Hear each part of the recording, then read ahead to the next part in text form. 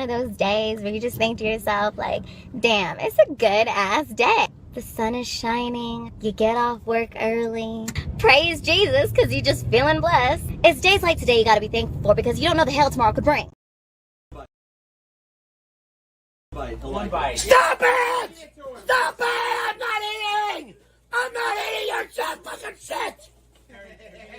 No, you have to take at least 3. You fuck your goddamn self! Get out of my motherfucking house! Never. Sorry. Why do you use that language in front of idiots? I'm tired of this gun rap in my home! He's Get frustrated! out of here! God damn it!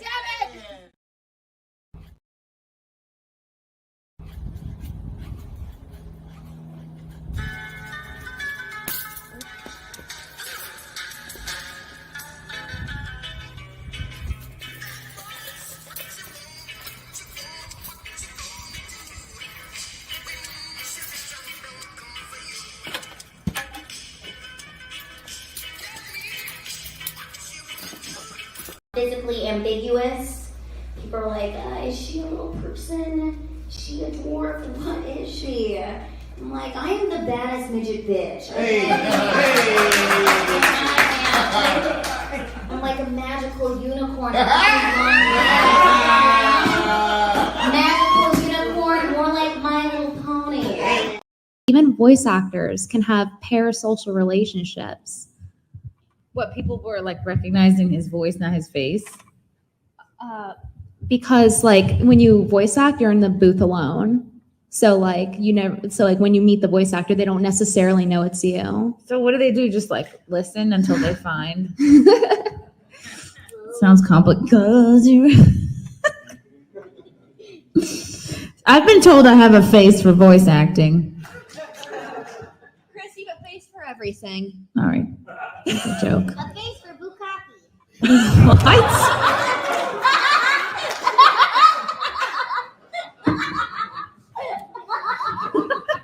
This is best. Immediate. I don't care that we'll never be invited back. I'm having fun. Hello! This is my transportation. Yay!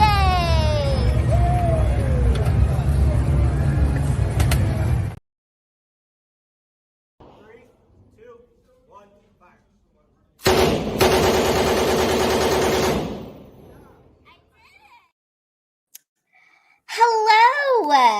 Hi guys! Welcome to another episode of Late Night Lila with your host, me, Lila Hart.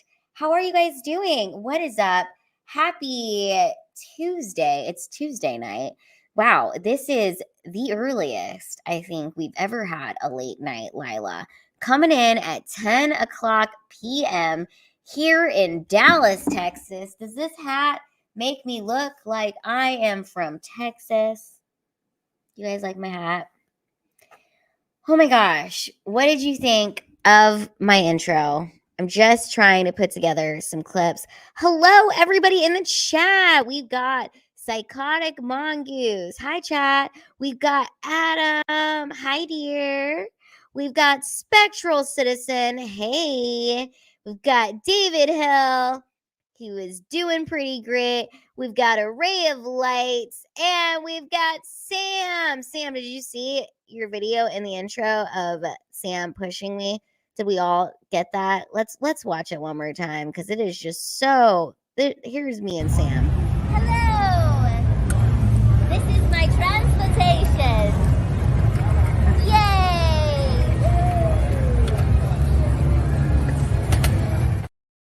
Yay! That was me and Sam. Thank you so much, David. David says, nice tropical dress and garden hat. Yes. Oh, there we were. Oh my gosh, you guys. It is so great to be here with you all on a Tuesday night in my sundress and my hat looking extra Texasy. Ooh. Oh, yeah. We're doing great.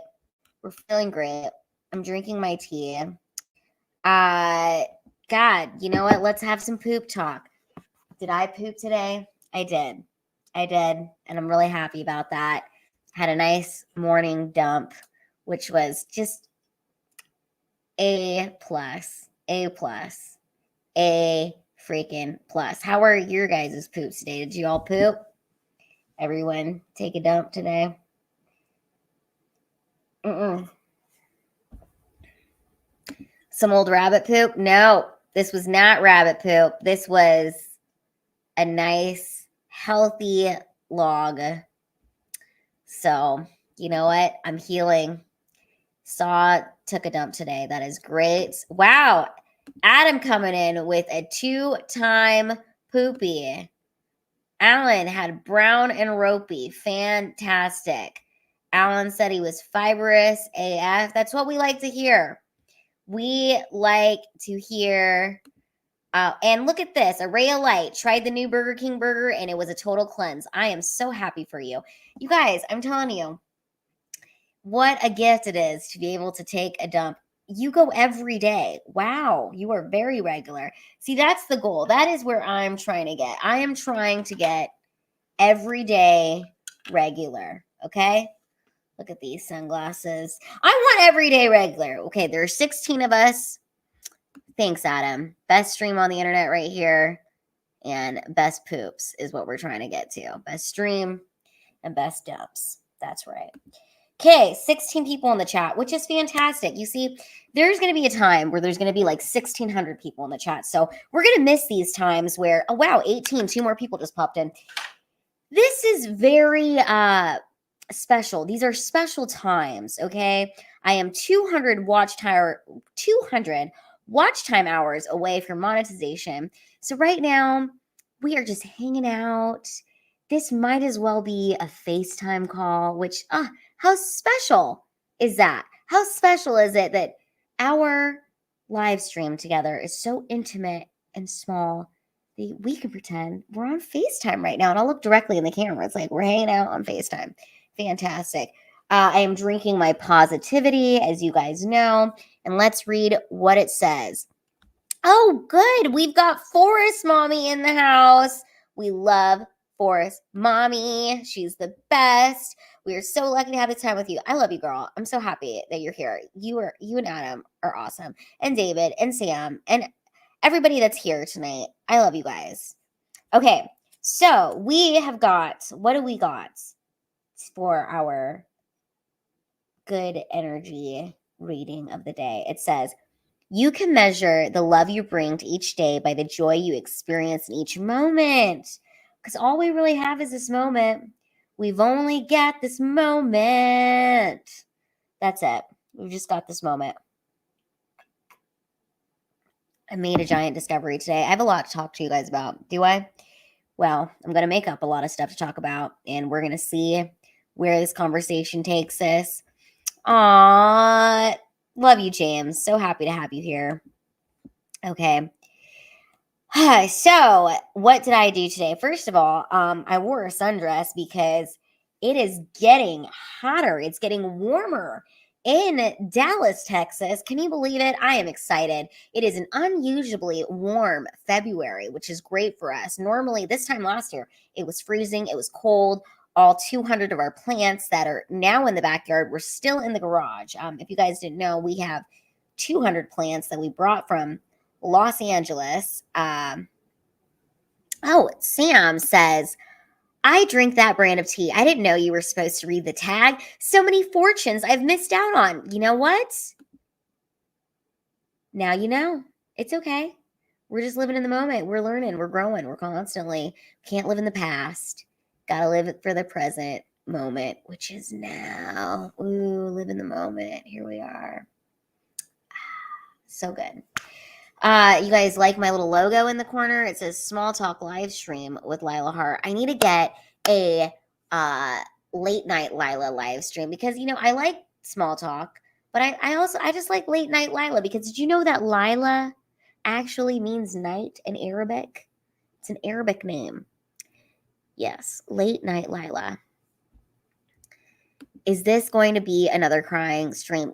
We don't know. We don't know where it could take us. I cannot go 48 hours without crying. So we could cry. I've already cried. I cried yesterday, so I could possibly not cry tonight. We possibly could cry. We're just going to see where the night takes us, okay?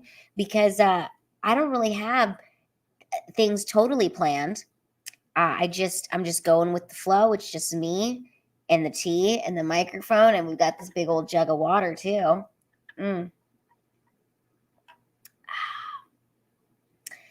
Wow. I'm just really excited, you guys. Yeah, I need to make the logo bigger. We need it to be bigger. It should take up like way more screen. I'll have Eric get on that. It's just it's so tiny. It's so funny. It's just a small screen. When are you going? Today or tomorrow? You're gonna be there tomorrow, Abel, at the Blaze. I could come by, hang out in the audience for the live studio audience, take some photos of you, get some. Oh yes, this is her debut on. All three of them have to pay rent.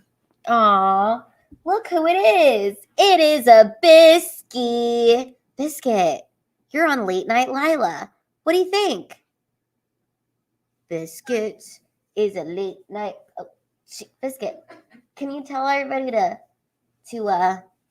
subscribe to the channel? Tell them to subscribe. Biscuit time. It's biscuit time. Biscuit, biscuit, biscuit, biscuit. Okay, Biscuit's done. She's over it. But you know what? She's beautiful. And that was great. She's made an appearance officially. She's now running away. But that's okay. She came on. Beautiful. Doesn't she have the most beautiful eyes? Here's what's crazy.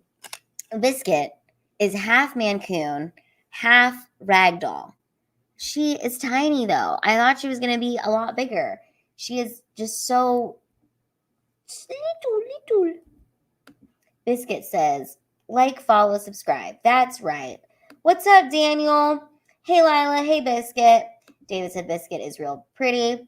And we've got Pravjo in the chat. Biscuit wants treats. You know what? I think she does. I think cats are cool. And all of my cats are named after pastries. We've got Biscuit, Muffin, Cupcake. It's quite a bit of animals named after food. Let me see. Go in here. Okay. 1 second, you guys. Let me make sure I send out this message. I gotta let everybody know in my family. Send out. Oh, see? Okay. Let me make sure I send it to my mom and let her know that I am officially on stream. Yes, I do have a thing for baked goods. You know what? I want a dog, and I would name my dog Pancake. I think, yeah, Pancake. And I would call him Panty. Come here, little Panty. Oh, my cake. Yeah, this is true. We all know her cats are named after food because if Lila ever gets hungry, the cats serve their secondary purpose, which is dinner. That is true. Oh my God, I'm getting sometimes it's hard to wear makeup because I feel like the makeup gets in my eye and it's a whole situation. It's a whole thing. Okay, watch me put up my hair. Do you see how I'm putting it up? No ponytail required. I just like kind of shoved it all up in there together. Okay. Psychotic Mongoose says, what's up to Pravjo? See, here's what I love about the Sweetheart community. I love how everybody in here is buddies. We're friends. We're getting to know each other. We are talking about, we're making sure we're healthy. We're getting enough water. We're taking daily poops, and I love it because this is a positive community of good digestive systems. Because you know what I mean? Like, you don't want to be backed up. I think that's where a lot of anxiety and depression, at least for me, comes from. It's like when I'm constipated, I'm really not the best to me. You know, I'm just not. Late night bun, the late night bun. Boom, boom. Oh my God. I need to get makeup wipes. I desperately need makeup wipes. Oh, Pravjo has run out of power at her place. Pray for Pravjo and that she can get power because that is just a nightmare. Yes, we are all connected. Keeping it regular. Good prebiotics in here. That's right. Yep.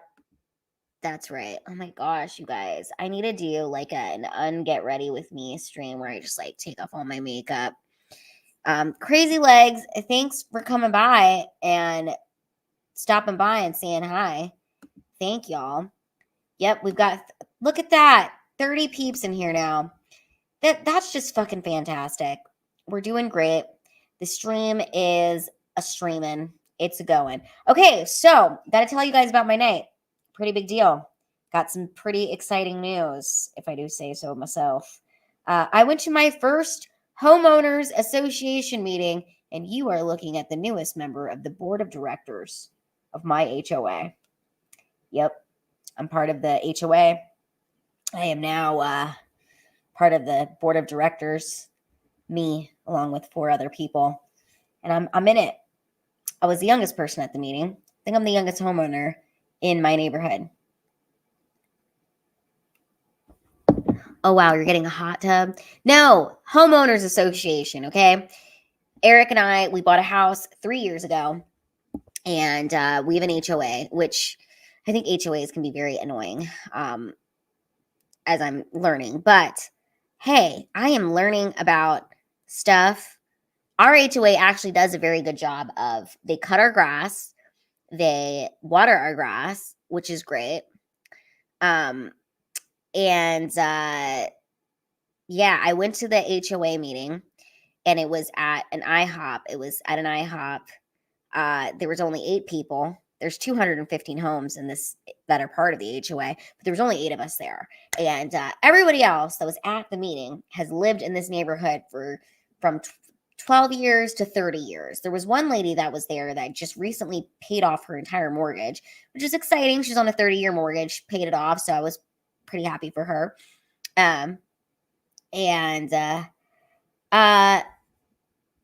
Wait, HOA is like where they keep the whole estate looking the same, right? Yeah, there's a lot of places that have HOAs. It's interesting. Normally, I wouldn't like an HOA, but our HOA actually does do stuff. Like they actually do cut our grass, so we don't mow our front lawn. They put sprinklers out. But God, it was so fascinating, just like meeting my neighbors. I've never met my neighbors. But just hearing them talk about some of the drama that's been in the neighborhood, it was really kind of funny. But yeah, there was one guy, he was cracking me up. He hates the HOA. He was like, I think we should just get rid of all of it. He's like, I'm just here to be negative. He was hilarious. He was like, I don't want anyone on my lawn. He was like, I put a sign on my lawn in Spanish to tell all the Mexican workers not to get on my lawn. And what did they do? They just ran over it with the lawnmower. I was cracking up. He was so funny. And we were like, join the board of directors. And he was like, no, I am not joining the board of directors, because if I join it, I'm just going to want to dismantle the whole thing. So, God, it was so funny. And yeah, Prabha says, damn, your HOA is nice.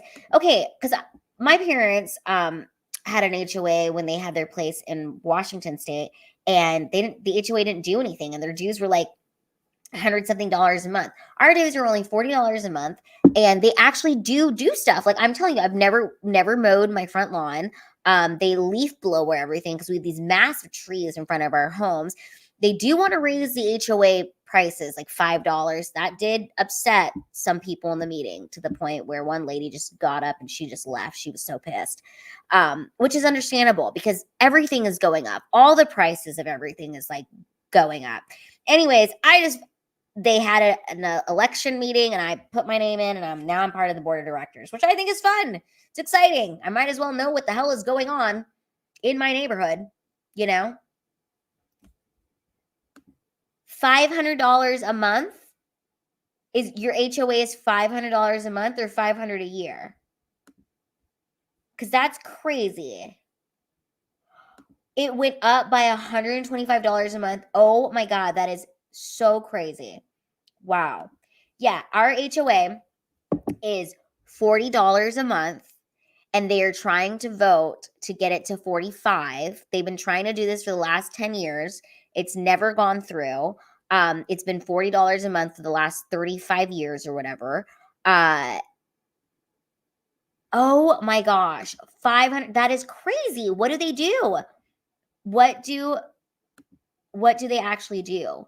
Because I will tell you, our HOA, there's literally always people out. I would say like at least once a week. There's a leaf blower guy out there. There's a lawnmower dude out there. They're spraying stuff. They're picking up leaves. So I feel like they do things. So yeah, interesting. I wouldn't like it if they weren't doing that. Oh my gosh. Abel.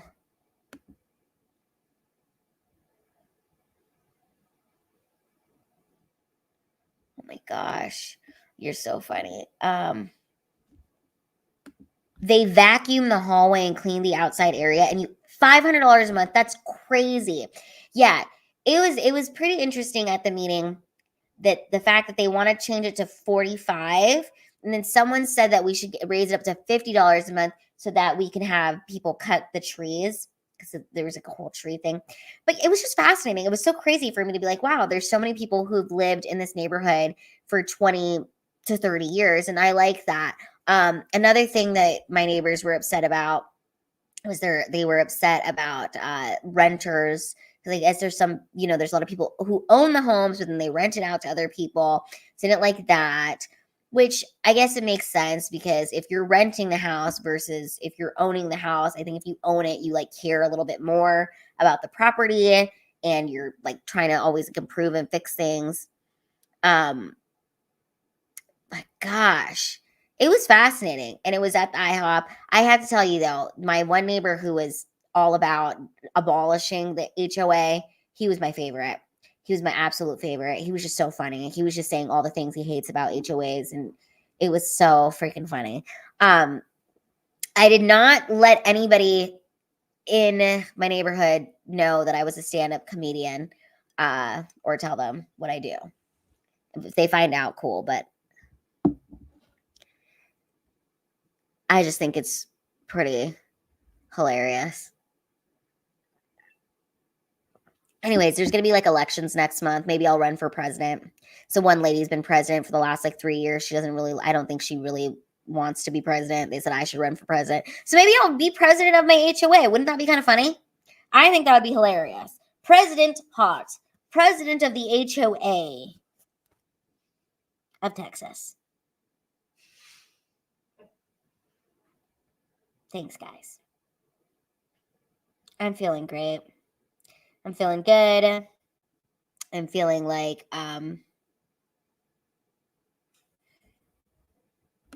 that's right. Just tell them you're a trophy wife. It's also true. Absolutely. Landslide, Lila.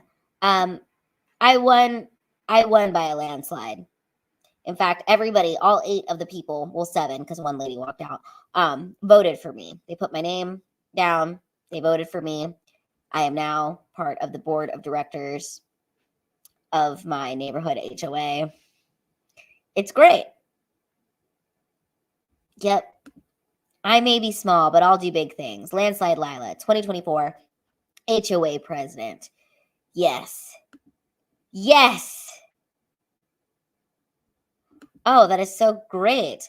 Array of Light. When I was like 33, I started a crime watch, and I ran the whole thing with cops and everything. Oh my gosh. I will. I'll build a wall around the neighborhood when you win. We are all typing Landslide Lila. That is right. We are. You guys, I'm going to wear this hat, and I'm going to start cutting trees in the neighborhood. I'll cut the trees so that we don't have to raise the prices for $5 a month extra.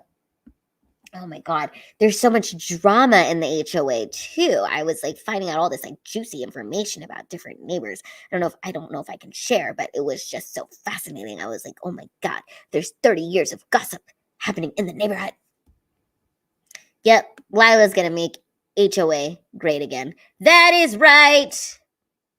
I am the president of the HOA.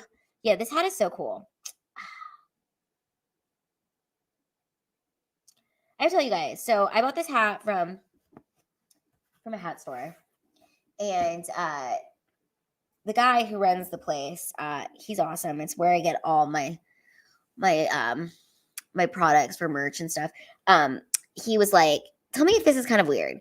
He's this he's this, a shorter Mexican guy, and I was walking around the store, and he was like, "Why are you running away from me? Are you like afraid I'm gonna rape you or something?" And I was like, "No," but it was just so funny. Like, who says that? It was so like, how would you feel if a guy was like, "Oh my gosh, are you afraid I'm gonna rape you or something?" It was so funny, but I was also like, I wasn't thinking you were gonna do that. But why you gotta say that?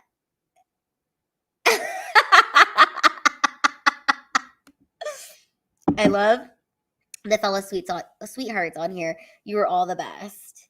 What is the creepiest thing that anybody has ever said to you? Board of directors. Yes, I'm the board of directors. I will be the president, board of directors. El presidente. That's me. Landslide Lila night 2024. 2024. That's right. What is going on in the world, you guys? What is the dramas? What is happening? What do we think about people getting face tattoos? I've seen a lot of face tattoo stuff on my timeline. I don't know. I will say this. If I could go back to being 18, I think about that all the time. Like, what would I do differently? I would just do like extreme things differently. Like, I think I would get my whole body tattooed because why not? I've already lived like a non-tattooed bodied life, but if I could go back to 18, maybe I would do more traveling. I would become one of those like suicide girls with like all those like tattoos. I think yes. My mother-in-law texted me asking me about my HOA experience. No, Jesus likes me the way I am. Oh, thanks you. Thanks you, Adam. Yes. So Zia members are heathen and Lila members will be sweethearts. We are sweethearts who take sweet dumps here. That's what we do. Okay? This is 31 people in here. We're all sweethearts and we all take sweet dumps. Because that's also part of being a sweetheart is having a healthy digestive system that takes a proper poop. Because God, that is so great. Just I'm telling you guys, I've been struggling with my digestive problems for 2 years since I got to Texas. But I think they might have been solved today. I think everything is getting better. Oh my gosh. I'm going to get a tat under my chin and my left eye. What are you going to get?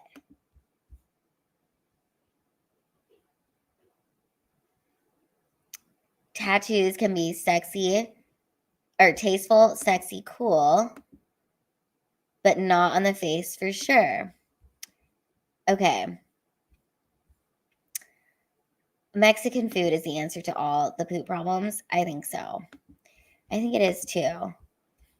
What is let's see, face tattoos. I'm telling you guys, I've just been seeing a lot of face tattoos on my timeline. I'm like, it's interesting.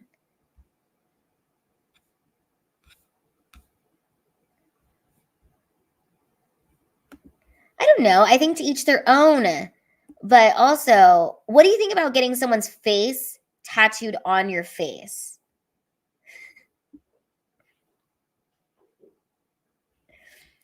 Okay, you know what? I approve of this.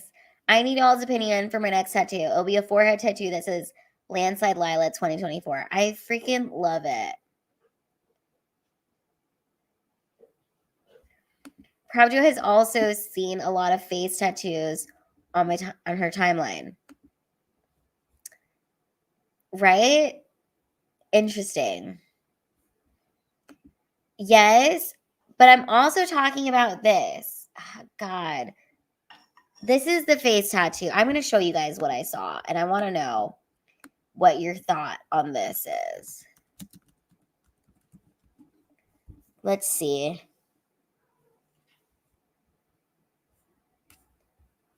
Okay, this is what we're gonna watch. I'm gonna show. I saw this on my timeline, and then I just kept seeing more of this. Okay, share screen. We're gonna look at this. We're gonna look at this face tattoo situation. Hold on.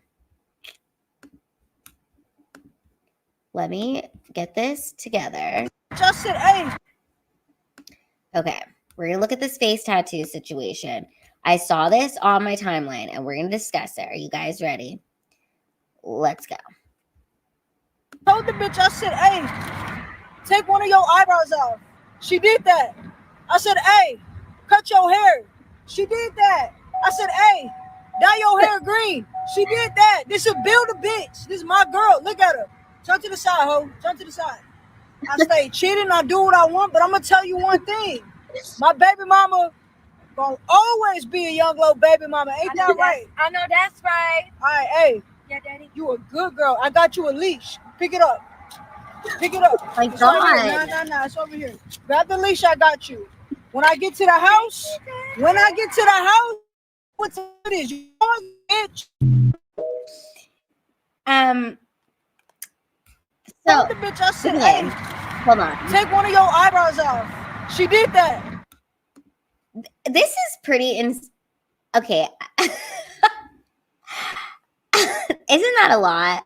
I think that is a lot. There's a lot going on there. That's a lot of like, there's a face tattoo on the forehead. There's a face tattoo here. I think she has 2 on her neck and all over her arms. It's a lot of face tattoos of somebody, of one person. You know, it's a lot. That is, don't worry. I'm not going to be getting a face tattoo. I will not be getting any faces on me. Those are 10 things too much. Yes. It's so much face tattoo situation. And how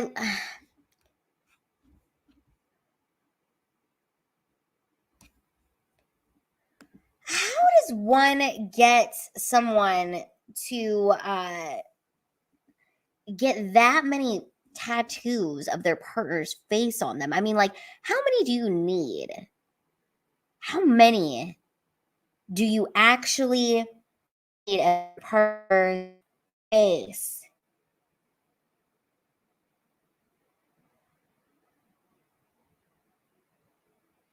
Do you know what I'm saying? The green hair was raising an eyebrow. Yeah, I mean, again, I just feel like, you know, okay, here's how I feel about it. I think that maybe they're doing this for obviously attention. There's a lot of internet stuff that's feeding it. I mean, hell, I just played it for you guys. You guys had no idea who this person was, and neither did I until I started seeing them on my timeline with all of these facial tattoos, and it's just way too many. I don't know, it's so bizarre. Pravjo and I discussed it, and I think it's very weird. And again, I'm not one to, you know, I don't want to be like I'm judging this person, but that's just so much facial tattoo of one person on your face. I feel like it's probably this is what's happening. I think Adam is correct. Mentally ill, demons possessed by Satan, too harsh. there is definitely a mental illness that is happening there. Good evening, deranged lunatic.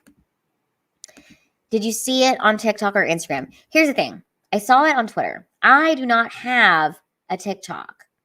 Actually, let me see it.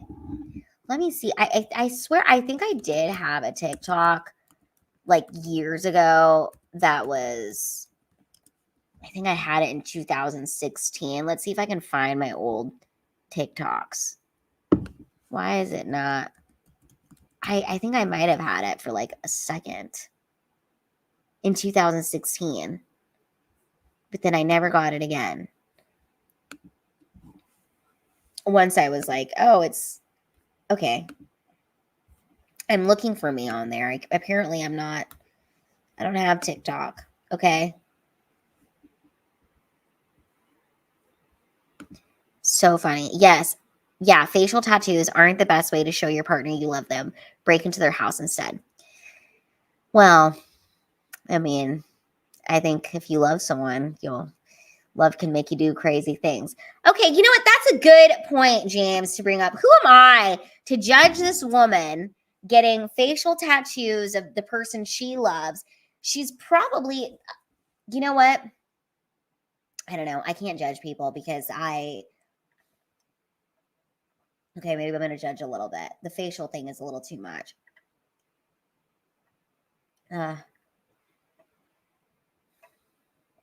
Drinking water. It feels good. James, that story killed on Simcast. Okay. Maybe I'll tell it here. James, no, judge away. No, judge away. Breaking to a house is still healthier. Okay. So I talked about this on Simcast, but I'm going to share the story here with you guys because it kind of like ties into how I even got into stand-up in the first place. It was interesting because on Simcast, we were talking about, I asked the girls, I'm like, did you guys take like a comedy class? You know, did you take a stand-up comedy class? Because a lot of people, you know, get into like, there's not, see with stand-up, there's no really like, this is how you do it. Like, how do you freaking get into it? I never took a comedy class, but I've always been the kind of person who I would tell stories to my friends or like just random people on the street. I'd always kind of get like a group of people around me and I'd be like telling stories. And I did have this happen on several occasions where people would say, what are you, some sort of comedian? People would ask me that. And this was years before I did stand up. People would literally say, what, like, are you a comedian? Because I would just tell stories and I would just recount events that happened in my life. And I would kind of just do it in a comedic manner, like unknowingly, not on purpose. It was just kind of like my way of telling the story. And I would tell people stories about traumatic shit that happened. I would tell them stories about traumatic stuff because I think in a way I was trying to heal myself from this traumatic thing that I did so that I could laugh about it by, you know, it's like we're only as sick as our secrets, right? So it's like if I no longer am ashamed of this fucking horrific thing that I did and I can tell it in a way that's like funny, then I don't have to be ashamed about it. Like, you know, like the time that I accidentally shit myself on the street. I've told that story before. And it was horrific, but then I told it on Simcast and it wasn't as horrible. So what do you guys want to hear? You want to hear my breaking and entering story, or do you want to hear about the time I shit myself on the street? Put it in the chat and then I'll tell you a story.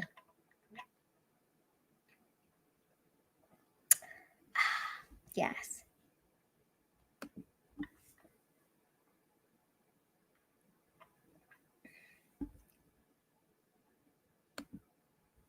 Yeah, I did need comedy. I really did. Tragedy plus time equals comedy. Joan Rivers. I just think I've dealt with so much rejection and I've faced so much rejection and I've had so much like just embarrassing shit happen to me. Like the most embarrassing things that shit in the street, like in Bridesmaids. Let's hear the shit story. Okay. This is okay, fine. I'll tell you guys this. This is the most horrific thing that has ever happened to me. And when this happened to me, after this thing happened to me, I knew I could get through anything. I could literally get through any shit that life threw my way when I survived this traumatic event. And this was before I did stand-up. I was 23 years old. I was living in Los Angeles. I went to Central Casting, okay? So Central Casting is in an industrial area in Los Angeles. It's like kind of near Burbank, but it's in this industrial area. And you have to go there at 6 o'clock in the morning. You stand in line with like 60 other people where you get your headshot taken. And it's where you get to do like background acting, okay? So a lot of big famous stars have done this, like Brad Pitt, Angelina Jolie. And the kind of thing is like, oh, if you can get into background acting, then maybe a director will see you and discover you, and then you can be on television, or you'll get discovered in some way. So I decided to do background acting because I was like, okay, I could like. They also call you to like, how like shows like Dr. Phil or just like any like TV show, talk show, they hire people to be in the audience, and those people get paid. Some people are audience members who really just want to come watch the show. And then there's people who are hired from Central Casting, like myself, who will sit and watch the TV show. And I remember the first show that I ever did was the show called Ready for Love. Okay. And I was a background actress on that. Well, not background actress. I was just like a paid audience member. And they would literally come out and tell you like, okay, hey, like this is where we need you to laugh. This is where we need you to, make expressive faces. And when, I remember when Ready for Love like actually came out, you guys, I have to find it. Let me find this. It's on my, this. Okay, hold on. Cause this is so funny. Like you have to imagine there was like, I don't know, like 200. Okay. Yeah. So this was in 2013. It says, when I lived in Los Angeles this past summer, I worked for Hollywood Extras as a paid audience member. One of my regular shows to stay in was Ready for Love. Apparently I was a pretty good audience member since I made the cut. So I'm going to show you guys this. Well, okay. I'm going to have to show it to you like this.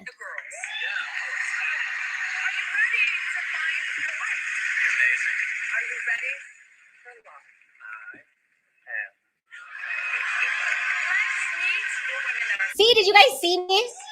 Did you see me? That was me. Okay. It was me. It was like my little face, like smiling. Okay, you guys, before I tell you the story, I do have to pee, and I'm going to play my commercial while I go to the bathroom, and then I will come back and I will tell you my shit story. I'll be back. See you in 2 minutes. I wish there was an easier way to whiten my teeth.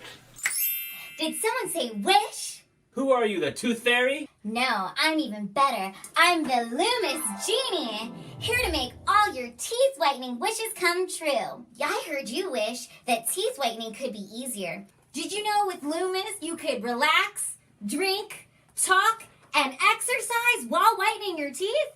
First, all you have to do is apply these easy whitening strips. Easy application. Get excited. Wow!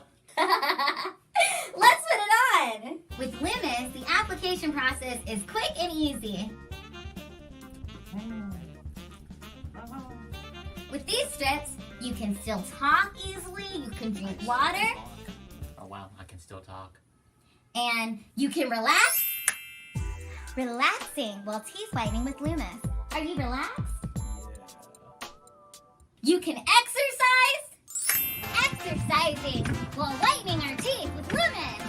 Yeah, we're having fun and teeth whitening. With Loomis Beauty. Go, Alan. Come on. Whiten those teeth. And you can have a great day, all while teeth whitening very quickly. Loomis, the Loomis Genie, here to make all your teeth whitening wishes come true. Teeth whitening with Loomis. You can drink water too, and have your teeth as white as this cat.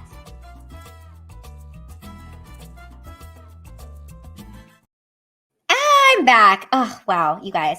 I feel great. I feel so much better. That was nice. Okay. Wait, let me find this. You guys have to see this. Oh, I'm not logged into my Facebook here, and I don't want to create a new password and do all that Facebook stuff so I could freaking show you guys. Okay. So, I'm going to tell you my shit story. Let me get this camera right. I just told Eric I really want cane, so we're going to have a mukbang in a little bit because I need to eat, and I'm hungry. I'm so hungry. Okay, so here's the story. This is what happened. So I did the Hollywood Extras thing, and that boy is not Alan. Alan is in the chat. I don't know if he's here, but he was here. And okay, so basically, here's the most traumatic thing that has ever happened to me in my entire life. I was 23 years old. I go to Central Casting in the morning. Oh wait, actually, let me show you guys this. Central Casting. Okay. Maybe I can see. I'm going to show you guys this. Share screen. It's going to make the story more fun. See, this is where it is. This is how to get started as a stand-in. You do Central Casting. This is where you do it. You go here, and you see how like people are like waiting in line, kind of like this, but it's more of an industrial area. And okay, here's Los Angeles. It's in Burbank, so we'll go click it. This is where there's all these different jobs that are in there where you can like do background acting and just like make money by standing there for a day. Let me see if I can find myself. Let's look for Lila Hart. See if my Central Casting thing is in there. Nothing. No results. Nobody. Los Angeles talent. Show name. I don't know. But you guys get it. Okay? I'll expose all the secrets. So anyways, if you're ever in LA and you want to become like an actress or actor, what you do is you go to Central Casting. And you go there in the morning, early in the morning, like 6 o'clock. They have like a 6 o'clock thing, and then they have like a noon one, and then I think they have like one at like, I don't know, like 2. But it's better to go at 6 in the morning so you can just get out of there. You're in, you're out. It's like a whole thing. So they take your headshot, they take your measurements. This is also how I got, how I did a lot of background acting for like children TV shows, like TV shows for kids. So wait, all that stuff I did on the couch was not valid. Yeah. Okay. So I go to Central Casting at 6 o'clock in the morning. And I remember I was wearing a dress that was long in the front and short in the back. Okay. It was a cute dress. I looked so freaking adorable. 6 o'clock in the morning. And there was a line like that was like forming. Okay. There was a line that was forming. People were waiting in line. And I heard this like rumble in my stomach, and it was like hurting like really bad. I'm like, oh my God, what is going on? Like, what is happening? I before I could even realize, like before I could even like make a move, this giant emoji shaped poop came shooting out of me. Okay. It was so much. It looked like half of it went in my boot. The other half went directly on the sidewalk. Okay. And I'm talking like here, let me show you. Emoji poop. Just so we can see this. Okay. You guys, look at this. Whatever. Do you see this? This is what it looked like a snow. Okay. Like that. That is what it looks like. And there was like 25 people in front of me, and there was like a line that was going to start coming of all these people. When I tell you, I took off running. I didn't know exactly where I was running to. I just took off running, and I was crying, and I was running with poop in my cowboy boots. I was wearing cowboy boots. And this is so crazy because I wasn't even living in fucking Texas at the time, nor did I ever think that I was going to be living in Texas. And I start taking off running. And I remember it was like a cold day. So there was kind of like mist. Okay, it was like a misty day and the grass was wet. And I just started grabbing at like tree branches. Like there was like a tree branch, and I was grabbing at tree branches because I thought if I could get like a tree branch, I could scrape the shit off my leg or something. And I remember I sat in the grass and I just started crying. And my first immediate instinct was to call one of my girlfriends who lives in Atlanta, and she has spina bifida like me. I call her and I'm freaking out, and I tell her about how I just like shit myself. And she tells me she also has spina bifida. So at first I thought this had something to do with my spina bifida, where I was like, maybe I no longer have control of my bowels anymore and I'm just forever fucked. And I'm on the phone with my girlfriend, and she tells me two things. She said that one time, she's like, Lila, this is no big deal. One time I took a shit on the carpet and I was wearing white pants, and it was when she was in school. And then she said another time she took a shit she was at the beach, and she like shit herself, but it wasn't a big deal because she just buried it in the sand. And I'm like, well, I'm not at the beach. There ain't no fucking sand around me, and the shit is on the sidewalk and it's in my fucking boot. And anyways, just talking to her made me feel better. So then I called my mom. Oh, I also called Probjo. Probjo says I also called her. I was calling everybody. I was in a panic. Okay. I just had shit in public. I shit all over me. And yeah, it was a holy shit situation. I called my mom, and I remember I'm crying on the phone to my mom, and I'm like, oh my God, I think I've just lost complete control of my bowels. Like, I think something's terribly wrong. I think my spina bifida is like really messing me up. One second. One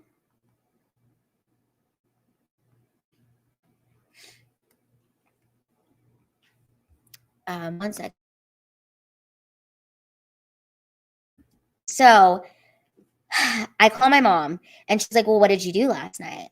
And I tell her that the night before I had smoked this joint, and I had eaten all these like gelatins. It was like this big old thing of like jelly, and I ate all those gelatins.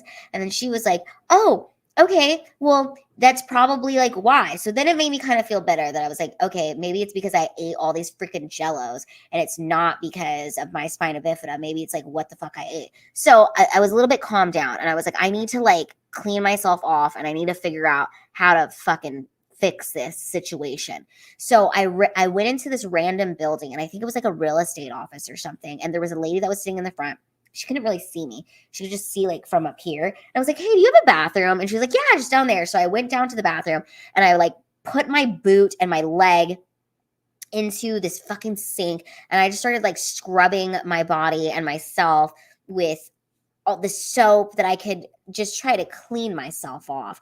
Okay. And then the worst part about this was I had to legitimately return to the scene of the crime because my car was parked in handicap parking, and I needed to go back there to fucking get my car. And I was so traumatized. But I'll never forget this.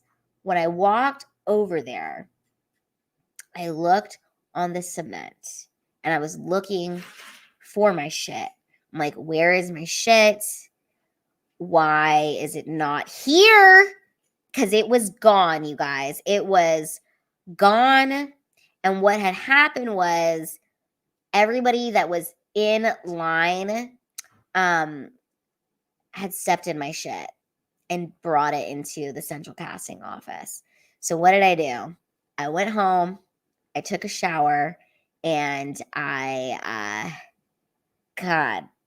went back 2 hours later, and I got all my central casting stuff done. But it was horrific.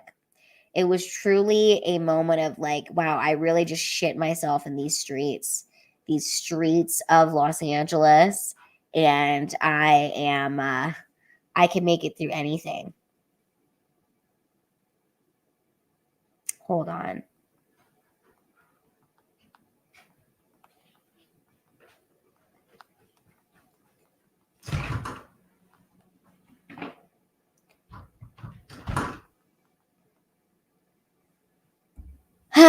Yeah. That's dedication. It is dedication. I did. I started the trend of shitting on LA streets. I'm an icon.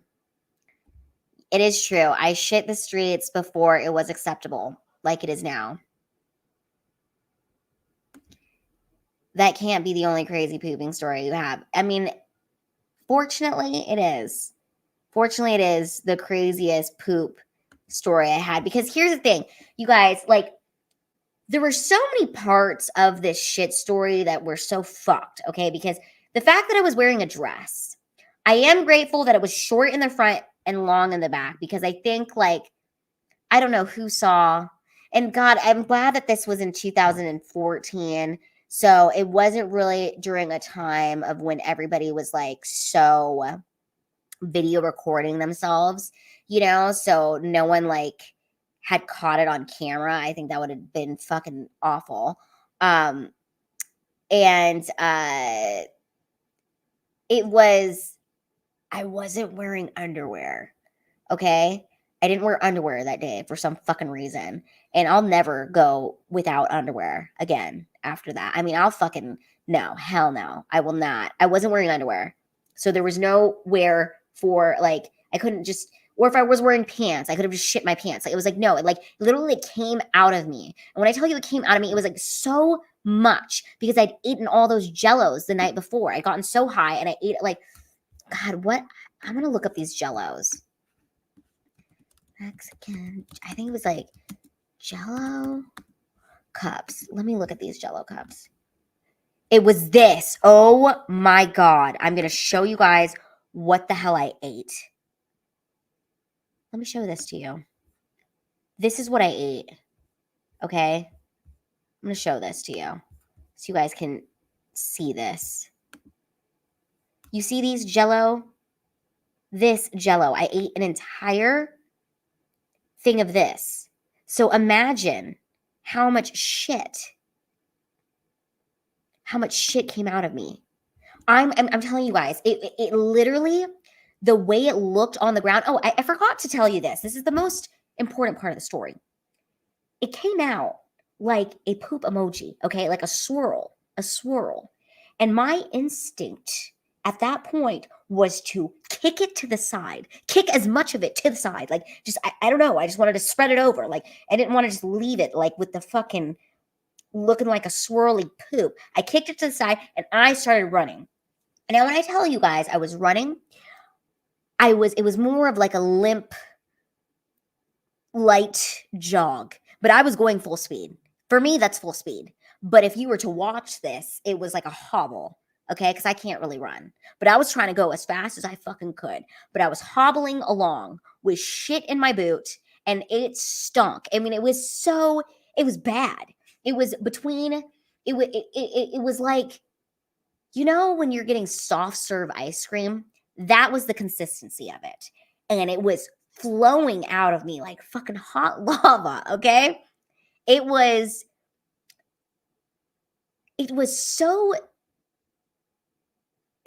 crying. I was crying as I was running, okay? Because I was like, wow, this is a new low. Like I just shit in the streets trying to get a background acting job, trying to make it in Hollywood.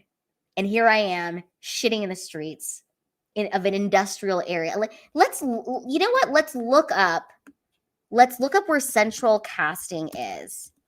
Casting Los Angeles. We're going to look it up. And we're going to look up what the area looks like. We're going to map it. And I'm going to show you guys what the fuck this looks like. Okay, here it is. How do we how do we look at this? Okay. Oh my God. Yeah. We're going to Google. Oh my God. I'm going to show you guys this. Let's see. Okay. Hold on. Oh my God. This is bringing back horrible memories. I'm going to show you guys this shit. Okay. Look at this. This is the area. Oh my God.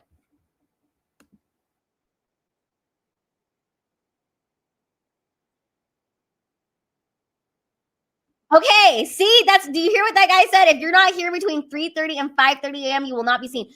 Okay, you see where that tree is at the end? Literally, that's where I was. That is where on the sidewalk. And oh my gosh, you guys see this area, what it looks like?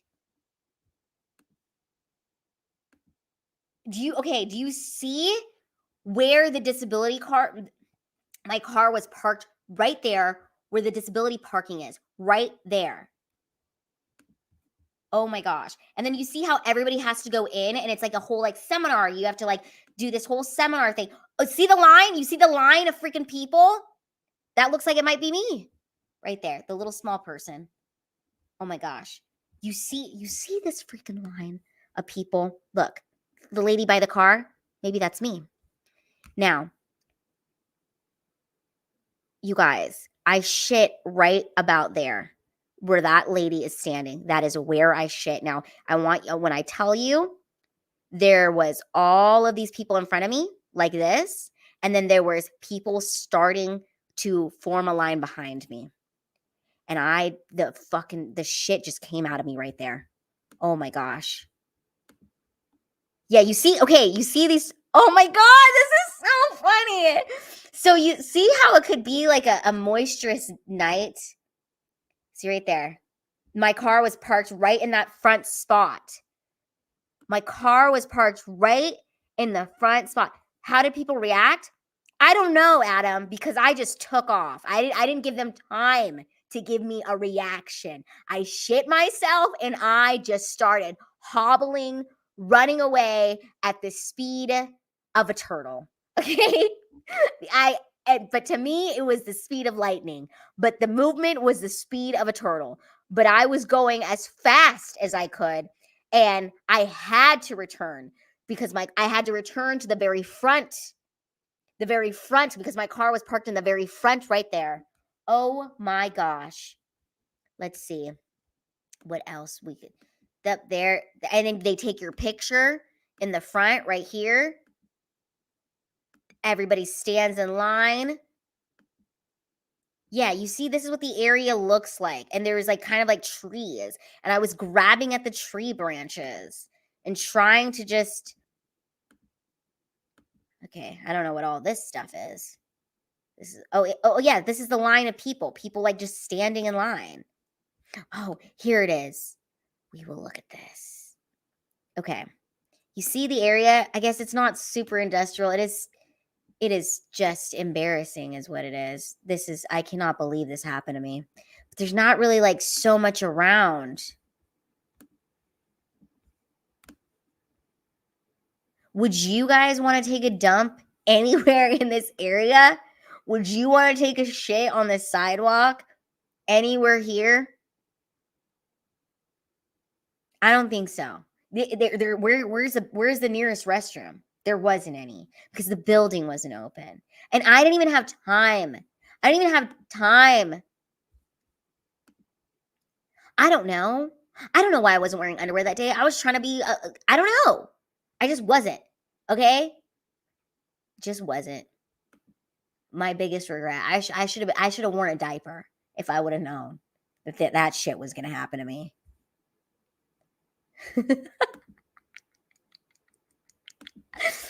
Oh my gosh, you guys. It was so embarrassing. It was the worst. It was the worst thing that ever happened to me. I did really want to get casted. I really did. Are you sure you didn't have ulcerative colitis? No, I have a paralyzed back and leg, and I've just got issues, okay? It's a miracle I can even take a shit on my own today, or even during that time. I have spina bifida. There's a lot of problems that come with having spina bifida. You know what I mean? Let's see if we can find an educational video.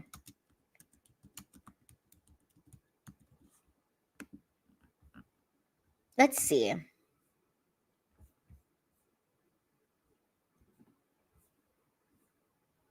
Here, this is what we'll do. We'll watch this. Let's watch this. I found a little video. Let's see if it'll tell us what it is.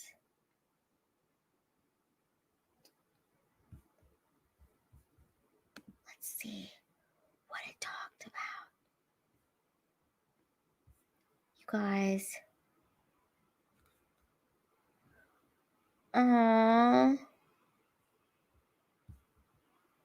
Here, I'll explain it to you. We'll watch this little education video. Oh, see, this is what it is. We're watching this together. Let's see. I'll have someone. What is spina bifida? Let's watch it. See, that's me. Aww.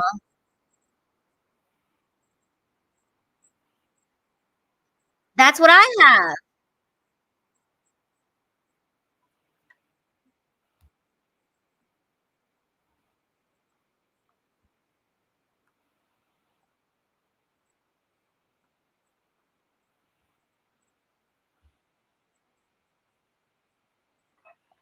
Hip, bladder function, bowel function.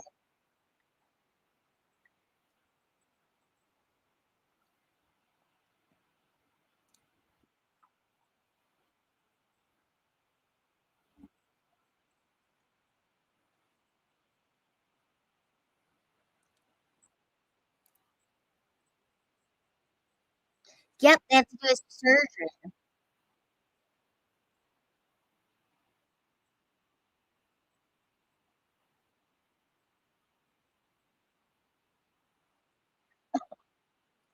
And they did that to me. They can do surgery on people in the room. Development of the baby's nervous Oh my system gosh. and brain. You guys, The I didn't know procedure, it was on performed mute. with the I'm mother sorry. under general anesthetic, uses a method similar to a cesarean I didn't section. mean for it to be on The mute. surgeons close the gap to cover the baby's spinal cord. Then the amniotic sac and womb are closed to allow the Sorry, it pregnancy was to on continue. mute. This is an invasive annoying. procedure which carries a risk of preterm labor. The mother will need to be monitored in hospital for up to a week following surgery. Keyhole surgery techniques are also I didn't being have any explored of as a this, way to okay? treat the condition This before wasn't birth. an option This when I was a baby to do this to you. So I did not have it. Okay, I'll replay it from the beginning. We don't need all the surgery part. We'll just go to the regular part so you guys can know what it means. Spina bifida is a condition that develops during pregnancy when the bones of the spine don't form properly, leaving the spinal cord unprotected. There are different types of spina bifida. The most common and most serious is myelomeningocele, That's what I have. identifiable by a bulge that sticks out from the baby's back. The condition leaves the nervous system unprotected and causes spinal fluid to leak into the womb. Spina bifida can cause a number of long-term health complications. Each case is unique, but the location and size of the opening will affect this. See, look at all this. The loss of spinal fluid can cause an imbalance in pressure. This can mean the brain moves down into the base of the skull or causes excess fluid on the brain. Arnold-Chiari 2, hydrocephalus, and ventriculomegaly are some conditions affecting brain development, Thankfully. often associated with spina bifida. Spina bifida is normally treated within 4. Okay. So, yes, this is what people say. During pregnancy, it sounds like something Mama Lila could have done to cause it. Well, actually, it could just happen. It could happen to anybody who's pregnant. And there's not really sometimes there's not really anything that the mother did or didn't do. It's just one of those fluke things that can happen. So, actually, my mom didn't do anything. And both of my sisters who were born before me don't have it. and nobody else in my family has it? Or is there a history of it? But anyways, yeah, bowel function. Like pooping on the street. So didn't shit yourself? It was leaking. No, it wasn't leaking spinal fluid. That's not. My asshole was not leaking spinal fluid. It was the bowels. I don't know. It could have been a mixture of, honestly, what I think it was the fact that I ate all those fucking gelatins. Okay? That's what I think it was. But I was just trying to explain to you guys that in my mind, I was so afraid that it was just, it was the gelatin. It was the gelatin. And I shit myself. But when this shit was happening, I was so afraid that it was something to do with my spina bifida, and I thought, this is it. I'm going to be shitting myself for the rest of my life. Okay? And turns out now I'm constipated, and God, this turned into a poop talk. I'm sorry. Do you guys like poop talk? See, people have had that happen to them with sugar-free gummy bears. So, I don't know. My whole point of this story is, you know what, you guys? If you think you've had fucking shitty things happen to you in your life, chances are they were really shitty. But shitting yourself on the street is not something I would recommend for anyone to go through, because it is truly, truly horrific. And on that note, I have my canes, and now this is going to turn into a mukbang. And this is why we don't drink. I don't eat those Jellos anymore, and I certainly don't eat 50 of them. That's the problem. I ate 50 of them in one sitting. I was just slurping them up like nonstop Jello situation. See, Daniel says even too many cough lozenges will make you. Yes, 50. I'm telling you guys, it was 50. It was the entire tub. I ate the whole tub of it. The night before, it was the whole tub. This is my food. I'm so excited. Are you guys excited for me to eat? This does not make you shit yourself. This makes you have regular bathroom, not overly shitting bathroom. Anyways, do you guys like canes? Do you? This is canes. My favorite part of canes is the bread. Ew. What the fuck?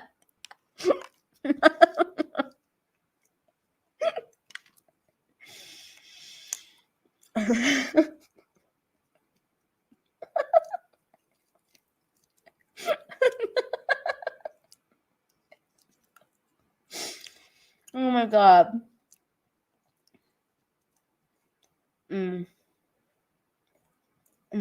No slaw. Extra toast. Oh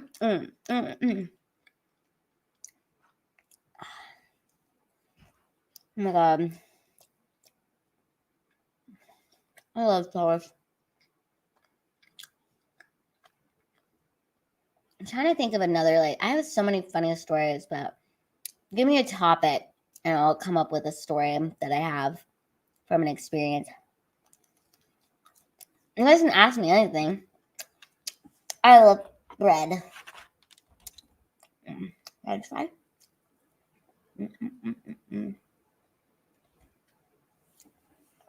Okay. I also, you know what else I love? The sauce.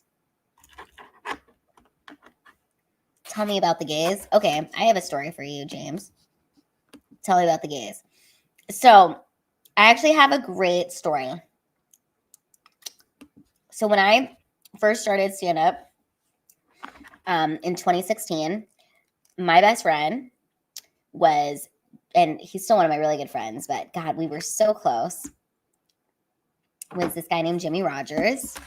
In fact, let me play for you guys a really funny video of me and Jimmy Rogers. I have a great story about me and Jimmy Rogers, my gay bestie. And we did stand up together. I'm gonna play this for you because it's just so funny. I gotta have him on my show. I've talked about having him on my show. I used to have this vlogging channel. It wasn't a vlogging channel. It was, I'm gonna do episode. We'll just play the beginning of this episode because it's so funny.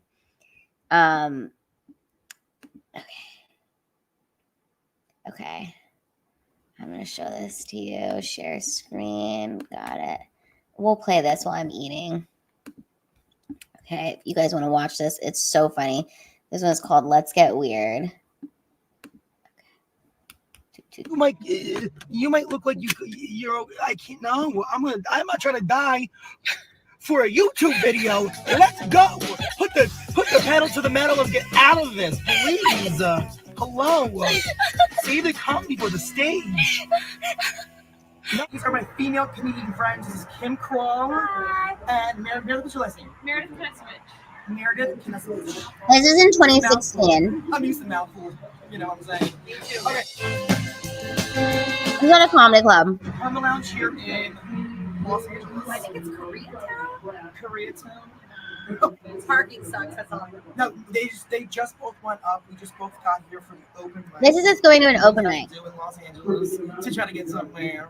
Can we maybe all get famous already? Yeah, we would have. So I don't have to be a bartender anymore. I know, we would have like sit on the yacht. And you pour champagne on me. We're sick of waiting tables. Yes, we're sick of waiting tables and bartending. We want to be on that table. We want to be on the table with champagne on us. Yes, please. We want the champagne. I mean, really, all I want is champagne on my boobs. That's my only goal. Really. Me too. So together we'll be like, we're on a yacht. We're on a yacht. Like, yeah, my legs are chopped. Okay. This is my favorite part. We gotta go to this part. This is the part I want to get to. Toto, this is not Beverly Hills. That's my car. Look how cute my car is. What's wrong? Can you literally? I'm having like major anxiety. Right, I'm having a panic attack. Okay, pull my seat forward. No, what's going on? Why are you afraid right now? Put my seat forward, please. What are you talking about? Push my seat forward. Grab the thing and push forward. What do I look like? Fucking craft bus? Push it. Okay. Why are you freaking out right now? Lila, because we're in. First of all, Don't put that on the ground. I don't know what your obsession is with laundromats. It's really sick. I mean, I don't. Every laundromat. It's not funny. Every laundromat we see in Los Angeles, you want to go in and have me twerking on the machines while the people are doing the laundries. Like, what do I look like over here? Circus Soleil? And not to mention, we're in a bad part of town. Literally, I don't even know. We're in Mexico. No, like not Mexico. Okay, the next laundromat place you're twerking. And but you're asking people who have like teardrop tattoos, who are what's it called, the Bloods, Crips. I'm not really sure. But look, like I get you. Look, I'm white and I'm gay. You might look like you're. I can't. No, I'm not trying to die for a YouTube video. Let's go. Put the pedal to the metal. Let's get out of this, please. Hello. See the comedy for the stage. I need to find really funny. Okay, this is us. Wait, hold on. Oh, this is really funny. I'm just fast forwarding this. Okay, here, watch this. This is me writing on the bowl.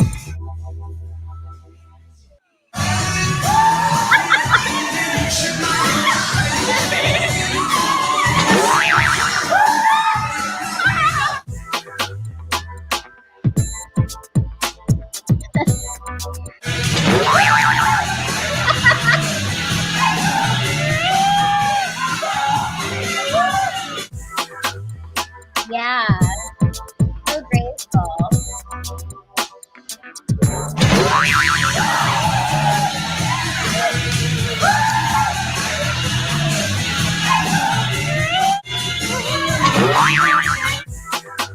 Yeah, this was so long, but it was so fun. Okay, let me see it. What else happened? As my friend Ashley, I got a plan.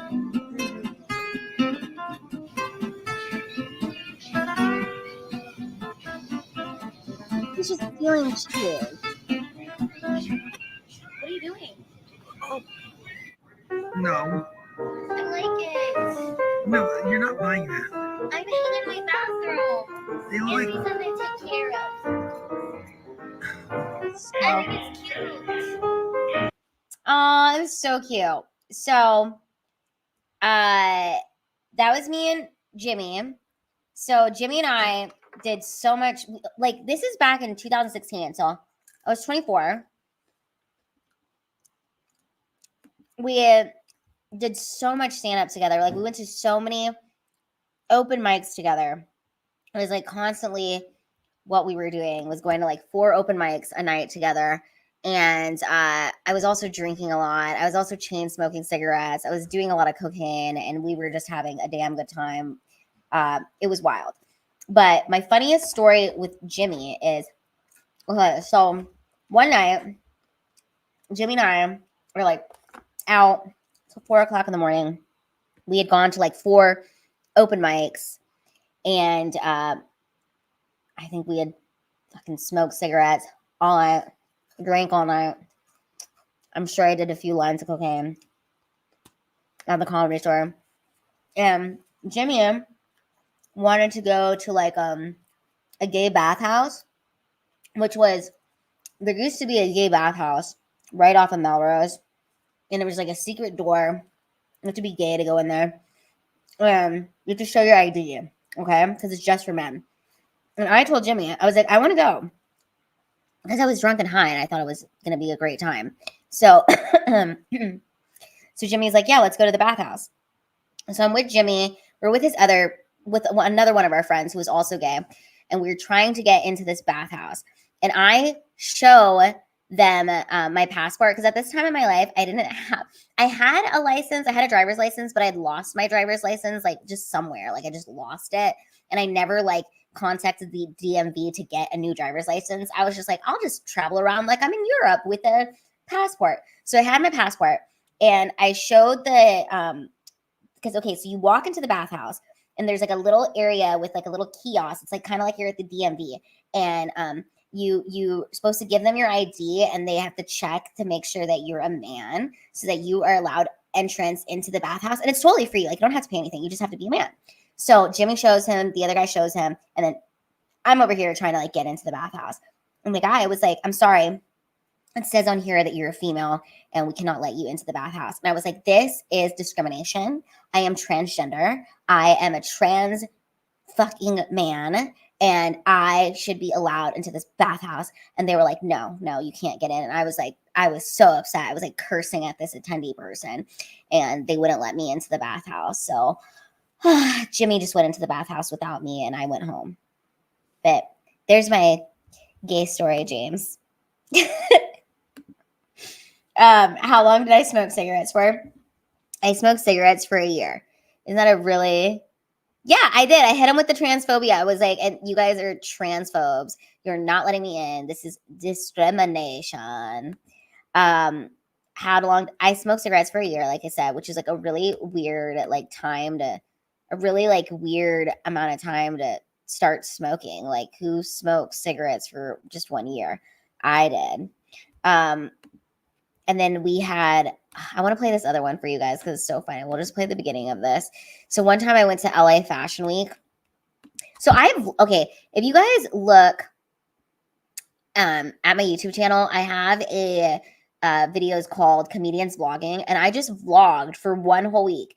Me and Jimmy's like friendship and our time together. And this was like this whole 1 week that I vlogged. I literally vlogged every single day that week. So that was like a week in my life in 2016 when I first started stand-up comedy. Yes, these crinkle fries. They look so good. Okay. So during that week, I went to LA Fashion Week, and I want to play this because it's just like so, I think this is so movie screening. Okay. This is so funny to me. I want you guys to like watch this. This is funny. Okay. Watch this. I'm walking in the middle of the runway. They're starting the show. There's a lady coming out with a microphone, and I had my phone on a tripod. Why did nobody stop me?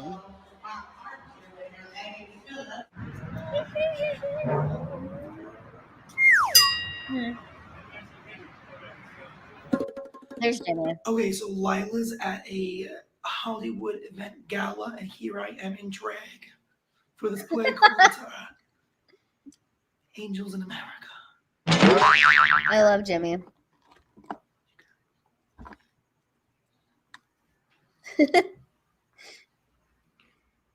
I'm ready for my close-up, Mr. DeMille. Yeah, let's go. Paparazzi.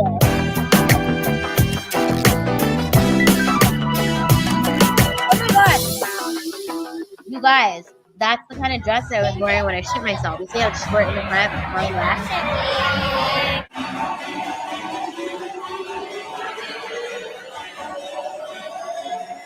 I think that this green light brings out my true leprechaun. The true leprechaun in me. Magical. Now I'm gonna get a quick touch up. I'm a makeup artist. Katrina, say hi. That was good. I met a lot of people. I found a my-size person. See, look, everybody finds me like the same size. This is exciting. I'm like, we're different. Why would they give me every place for one? I'm gonna be real with you guys. I think that might have been the dress that I shit myself in. That might have been it. That might have been the dress. What are the odds? Oh my God. That's what happened to me. See what else has happened. Oh, there's a lot going on here. Okay. Yeah, I shit myself in that dress. That's the freaking dress. Let's watch this. The beginning of this. See, look at me. I mean, just walking around. Stars. YouTube.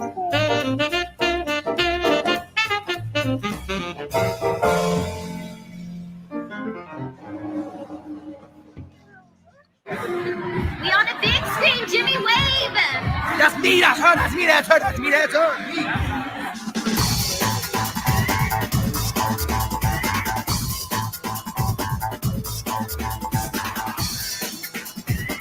This is who works at the YouTube space. Oh, look at the doggy. I'm going to eat it.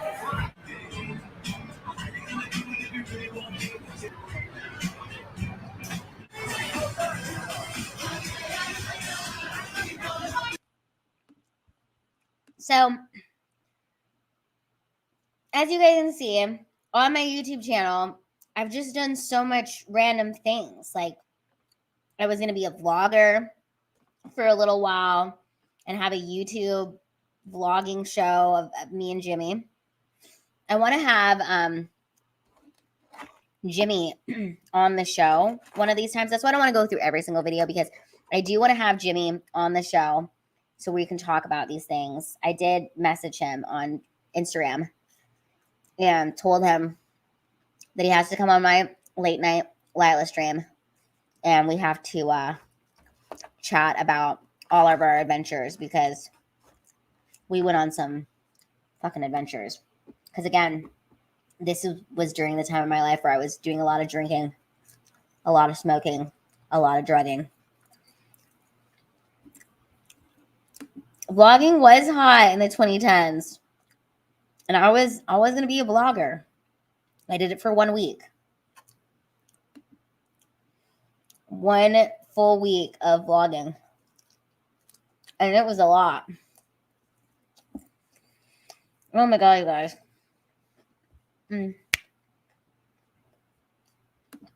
That's right. It's going to be lit.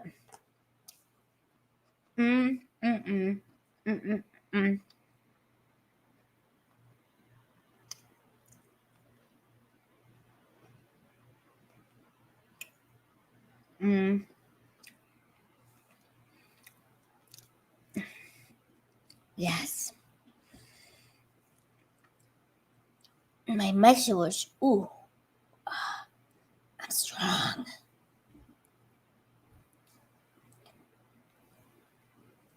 I'm so glad that I'm eating right now. It's so good. Feels great.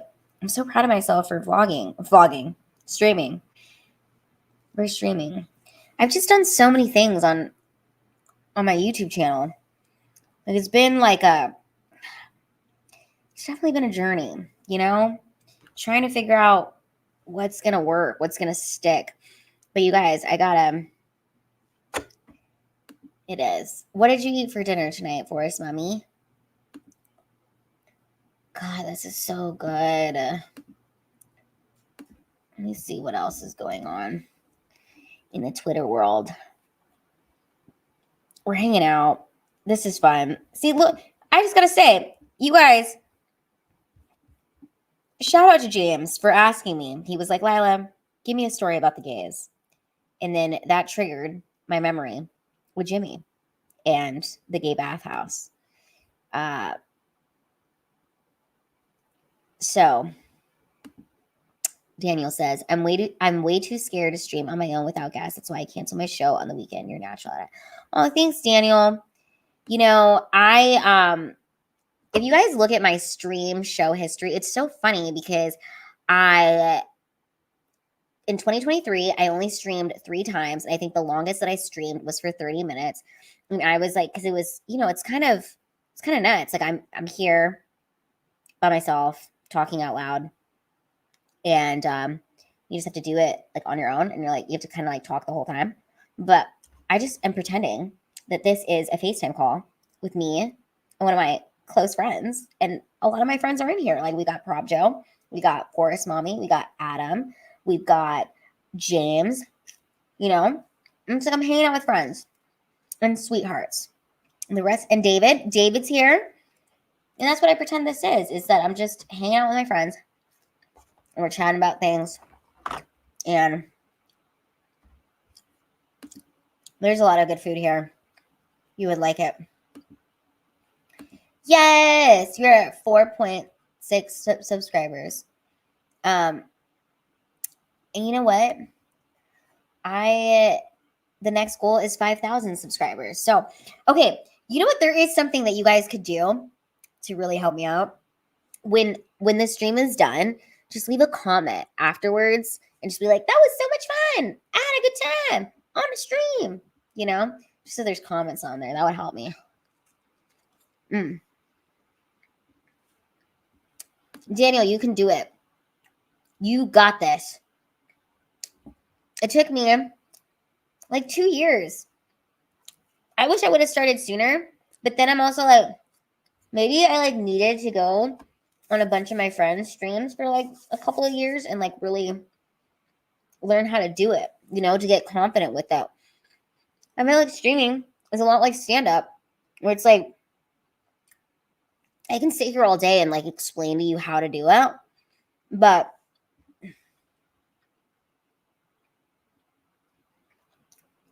the only way you're going to learn is by doing it yourself. It's like, no one teaches you how to get paid doing stand-up. There's no like, no one teaches you how to do shit. People just don't teach you because you know what? Knowledge is power. And sometimes I think people are very like stingy with giving away knowledge because knowledge is power. The more knowledge you have, the more powerful you become. Like, for example, I was having a thought today about like, okay, how can I make it in stand-up? Like, how can I really like make it? Like, how can I make fucking serious money? And I learned something. And I know this is going to sound so silly because people are like, oh, you probably should have like known that this whole time. But, you know, it's just through experience. So I went to, I performed with Willie Barcena at the Texas theater, right? And the Texas theater holds 600 people. And there was 365 people that he sold tickets to. And the reason I know this is because I was in the back booth area with the guys who do all of like the audio. I was hanging out back there with them, and they had their computer open. And on the computer, it had a list of past shows coming up, and how many tickets were sold for each show. So like the night before, I think that it was like a small show. There wasn't that many tickets sold, and the number said $1,000. But then for this show, I saw that it said 365, and the number was like $15,000. And I was like, oh shit. So if 365 people buy tickets at $40 a pop. That's like 15 grand. And I'm like, oh, that's how comedians are able to make fucking $30,000 in a night. It's like if you have 600 people who come to your show and you sell tickets for like $45 a piece, that's $30,000 right there. And I was like, that's what I got to do. I have to build up such a serious fan base that I can go to any state in the country and I could just sell at a theater, and then I could make like $30,000 in one night.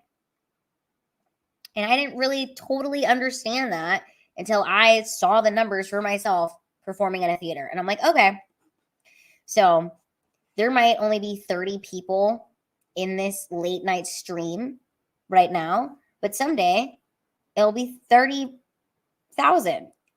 It's possible.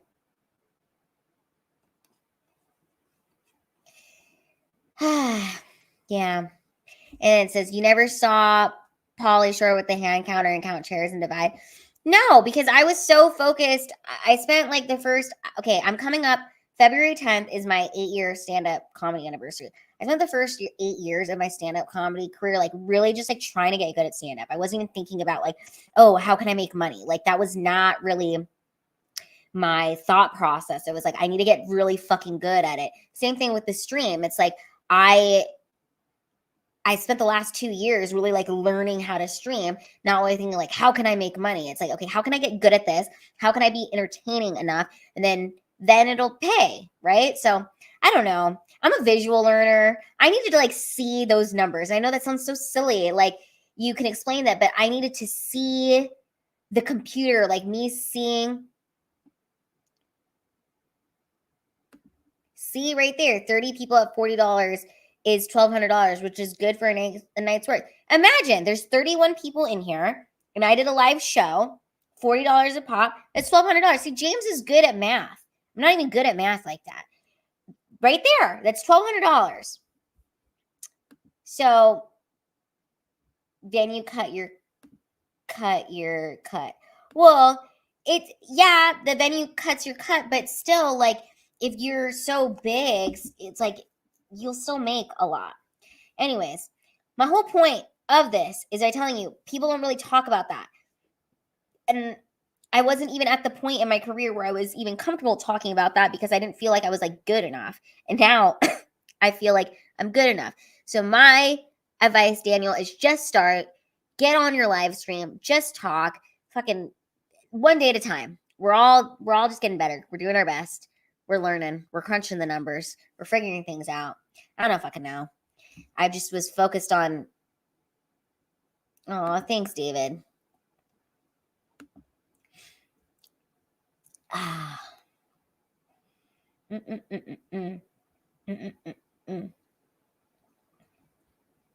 Yeah, you do. You just need to do it. Just freaking do it. Comedy venues usually make their money on alcohol and food sales, right? The doors and ticket sales go to the performers, right? I don't know. I'm learning about all that stuff. That's right. Chrissy told me the same thing. Just rip the Band-Aid off. Rip the Band-Aid off. Do it. Because again, the only way you're going to really learn how to do anything is by doing it yourself.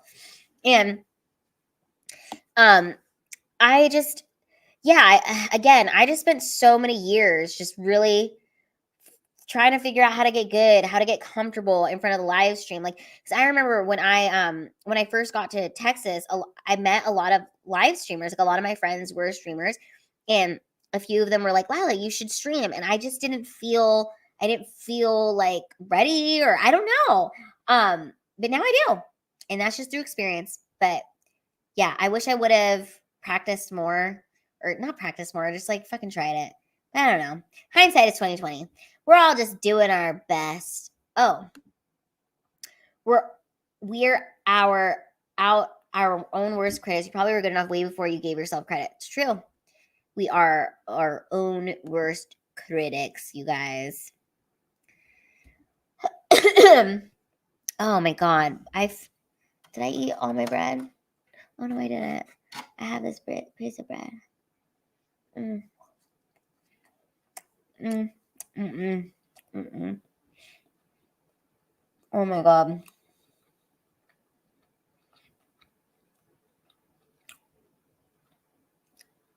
And I feel like stand-up is so different than a lot of fucking things, you know, because you know what I say? I told Chrissy this. I was like, stand-up is like a third world country. Either you are fucking killing it and fucking just making it so well, or you're getting paid in pizza. You know what I mean? Well, but it's all part of the journey. It's part of the journey. If my first year stand-up self could see what I was doing now, she'd be so stoked. She'd be like, oh, this is fucking awesome, you know? So, you just never know. You guys, I'm feeling great. I'm having fun. I love hanging out with you.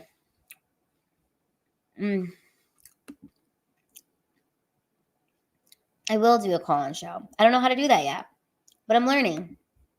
David Hill, take each day, step by step. Yeah. What are your guys' plans for this week? Any big plans?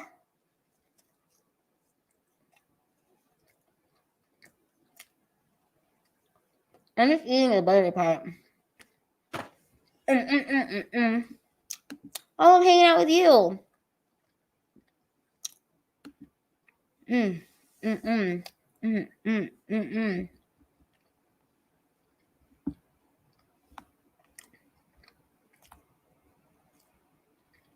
Oh my God, it feels so good to be alive.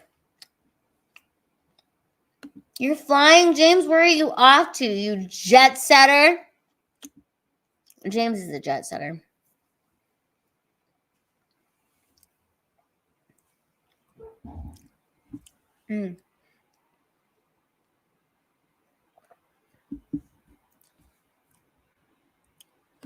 Yes.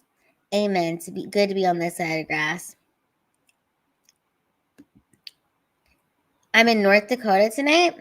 Oh, going to see your grandma on Friday, David. James is in North Dakota. I have been in South Dakota.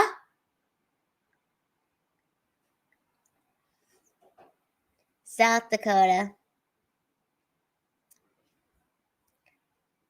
James Dakota in North Dakota. I went to South Dakota once. I went for a comedy festival called the Sioux Falls Comedy Festival, and it was so cold. And let me have Biscuit. You guys want to see Biscuit one more time? Let's see if she will be cooperative. Hi, Biscuit.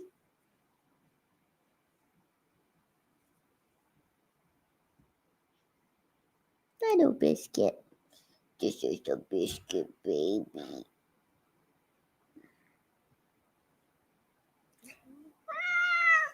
Oh, Biscuit. Oh, no, Biscuit.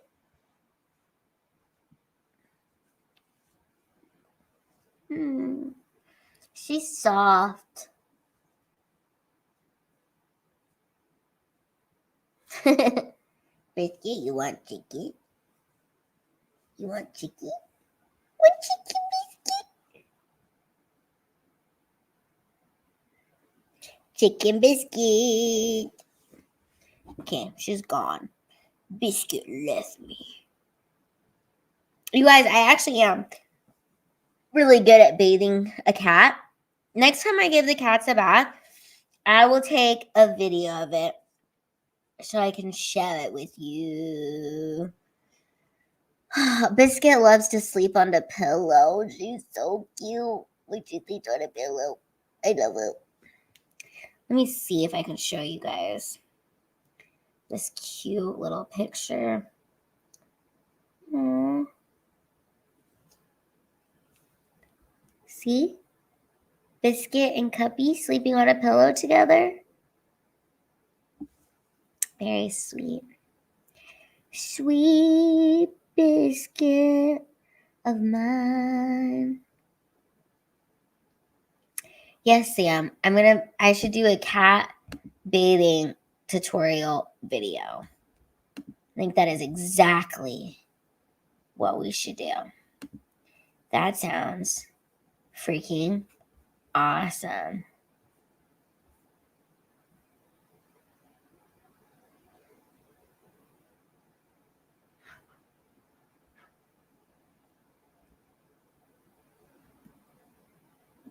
Oh, look who, okay.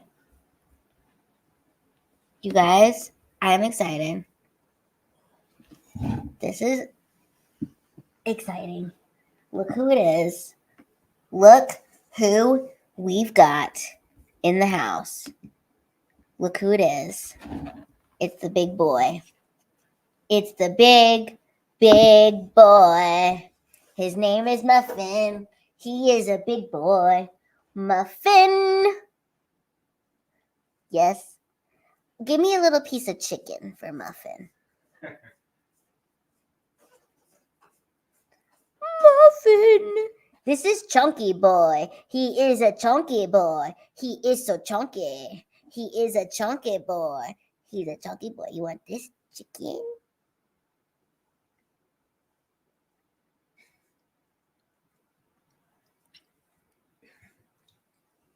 Yeah! What? No.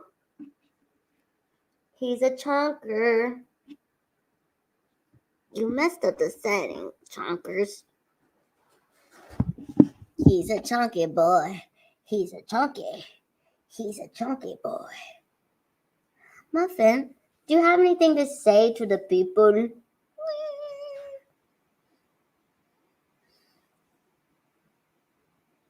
Do you have anything to say? Tell them to like and subscribe to the channel. You're a chunky boy. Chunky, chunky. Chunky, chunky. Chunky, chunky boy. He's a chunky.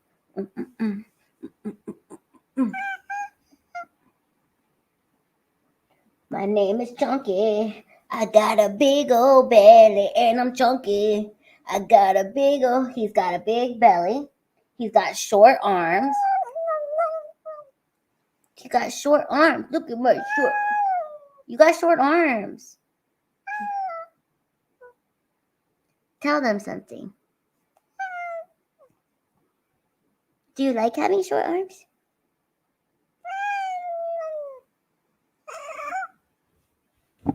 Okay, he left. He's done with me. Don't feel bad for him. He gets a lot of food. And he's chunky. He didn't get chunky because we starve him. He gets chunky because we feed him too much. But he's not complaining. He's like, give me all the food. I want to be a chunky boy for life. Chunky boy for life. Okay. I spray this on their stuff. This is catnip mist. Abel, I had canes. That's what I had. I had canes. I had canes hanging out. Doo-doo-doo. Hanging out. Boo-doo-doo. How fun. Let's see something. Oh no. What the heck? That was weird.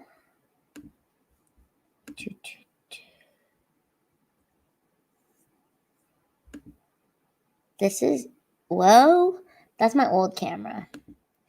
This is my new camera. I like my new camera better. Oh no, I had to disappear for a bit. My supervisor got mad at me for listening to your live stream. Oh my God, that's so funny. Well, I'm happy that you're here and we're hanging out. Yeah.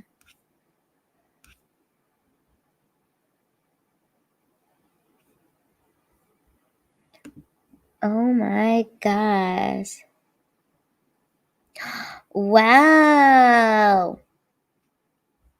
Okay. Sorry. I was getting distracted.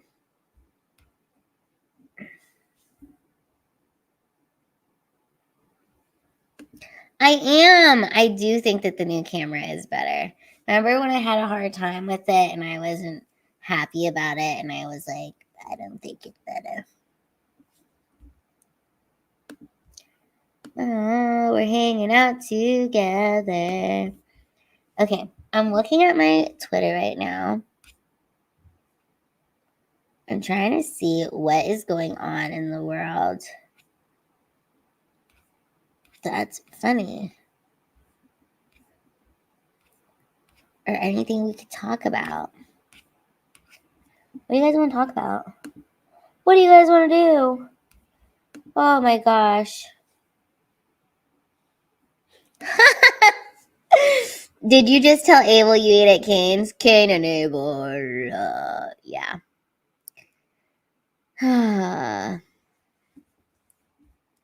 My new, okay, not sure if you read this earlier, but I'll be on Alex's show on the 15th now due to a scheduling conflict. Well, my new washer, or my new dryer is coming on the 13th, so I'm excited. Kane and Abel. That's right. Coincidences don't exist. Haha. Erica, don't you dare bring up that name or I'll have PTSD. Hold on real quick.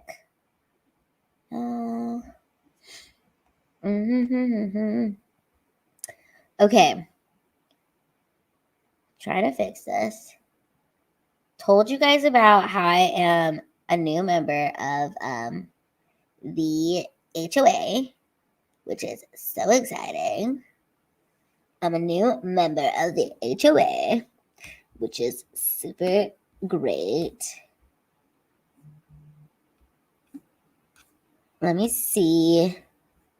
Oh, gotta retweet this. Saw you were so nice. I just saw that you reposted about my streamy. My gosh. What do I have going on this week? I'm trying to think. Do I have, I don't know.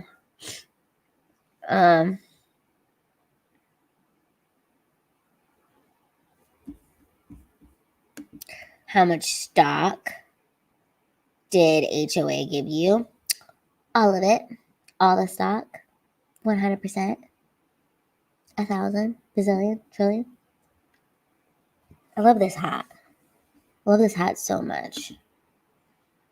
Oh, David, thank you. Thank you so much. Erica has been bouncing around all night, and I had a prayer hour too. I've been bouncing on all tonight. Aw, Erica, you're the best. You are the best. Erica, hanging out. You guys are freaking awesome. Okay. What?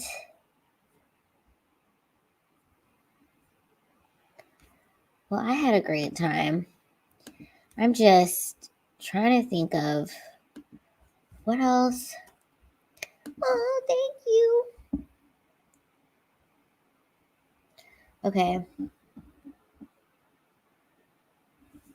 Oh my gosh.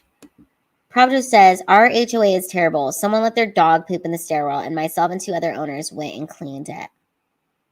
And you guys pay $500 a month, and they can't even do the dog shit cleaning. James says, are you sure it was dog shit? That's a good question, because it could have been my shit. I could have done that on accident, so I'm sorry.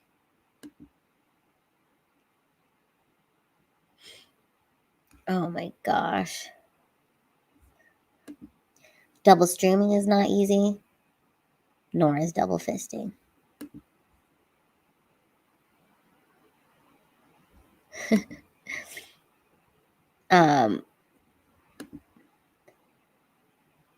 James, one of the neighbors, did not think that it was dog poo. They thought it was human poo.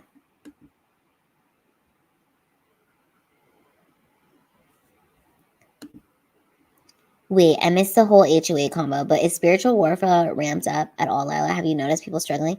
Yes. Spiritual warfare is ramping up. So here are my thoughts on that. You know, like, there's a lot of craziness going on in the world. Obviously, we know 2020 was a lot. It changed the world for all of us. And there is a lot going on. But we have all, if you get so caught up in like it's good to stay informed and to know what is happening, be aware of all of that. But you still have to like take a step back and try to find joy in the little moments of your life. You know, people have been saying that the world is going to end since the world started. So I feel like the way that we can like raise the vibration of the earth and the world or whatever you feel is by like putting your goodness out into the world, like choosing what you give your energy to. So it's like, are you going to continue to watch like this horrific, like the world is ending and all this bad stuff is happening? And again, it's good to stay informed, but it's like, how much of that are you going to be filling in your brain to where now you're just like living in fear? Because I think that's what they want, is they want people to be living in this fear. And if you're in this constant state of fear, then it kind of puts you in this whole place of feeling like, well, the world is going to end, and like, why should I even try? You know, if it's all going to shit, then like, what's the point of trying?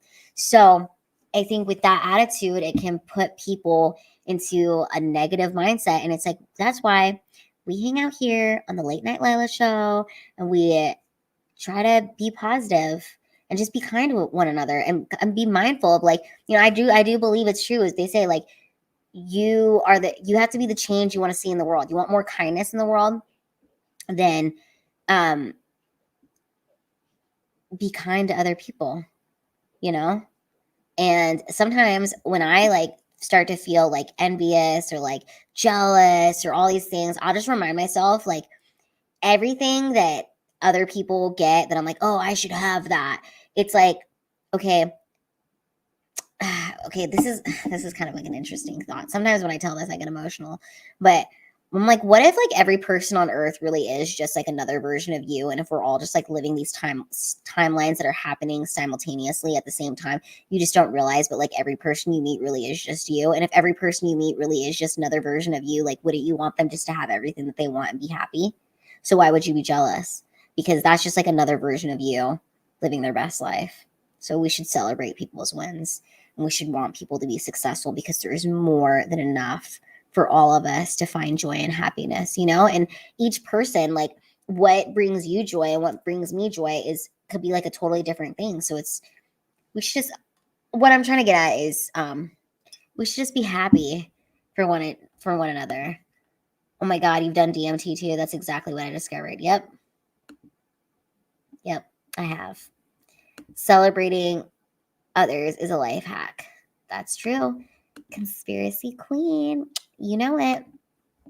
No, I mean, I remember the first time that I really like thought about that, really thought about like, what if when you die, you meet God and he's like, great job, Lila. You killed it. You did such a good job living as Lila. And I'm going to send you back down to earth, and you're going to live your life as Prop Joe. Or you're going to send back down to earth. You're going to live your life as James. You're going to be sent back down to earth. Now you're going to live your life as Erica. Right? And again, if that was truly the case, then it's like, I would just want everyone to be happy, because that's just another version of me. All my sweethearts in here, we're just versions of each other. We're all the same thing. So we're all doing our best. And it's like, America is dying. Now is not the time. Well, we're all dying. You know, that's why.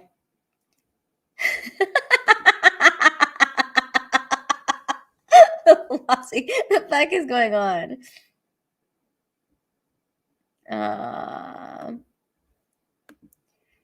I'm sure I wouldn't be that pretty or funny of a Lila. Yes, you would be. You would be. You'd be great, Abel. You'd be awesome. Oh gosh. Sam is making tea. I'm making tea. The fortune on the tea bag says, serve all in truth, in compassion, and in grace. Yep. Just gotta be kind. Oh gosh. LOL, no one named Low Philosophy can answer Lila's philosophy. It is my philosophy. I'm like, dude, and it makes me.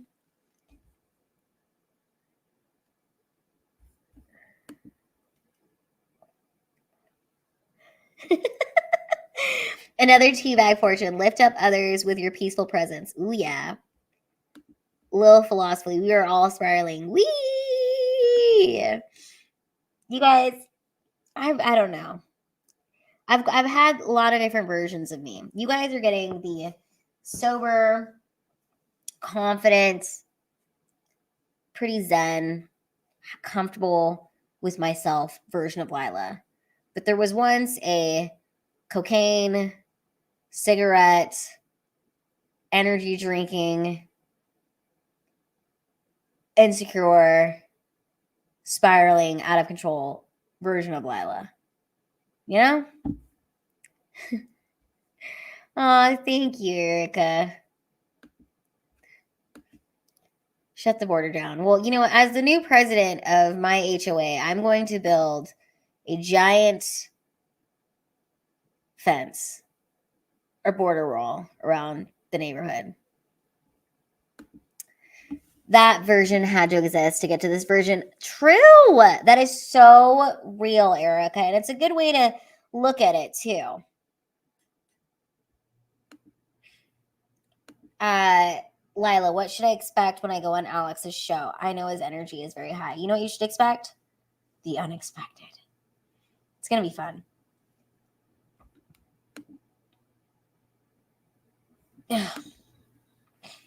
Everything that's going on in the world, you can't talk about on YouTube. That's true. And if I'm being completely honest with you guys, I think that's also part of why it took me 2 years to stream. Yeah, actually, we'll talk about this. That's why it took me 2 years to stream, because I was so angry about everything that had happened in 2020. And the whole reason I even had to move to Dallas because of everything that happened in Los Angeles. I remember I had a show called Immune to the System, which is on Rumble now. But I posted a YouTube video on here with Eric where we sat on the couch and we talked about everything that happened to us in LA and why I had to move to Dallas. And that video got flagged on my YouTube channel and I got a channel strike for misinformation or whatever. And it really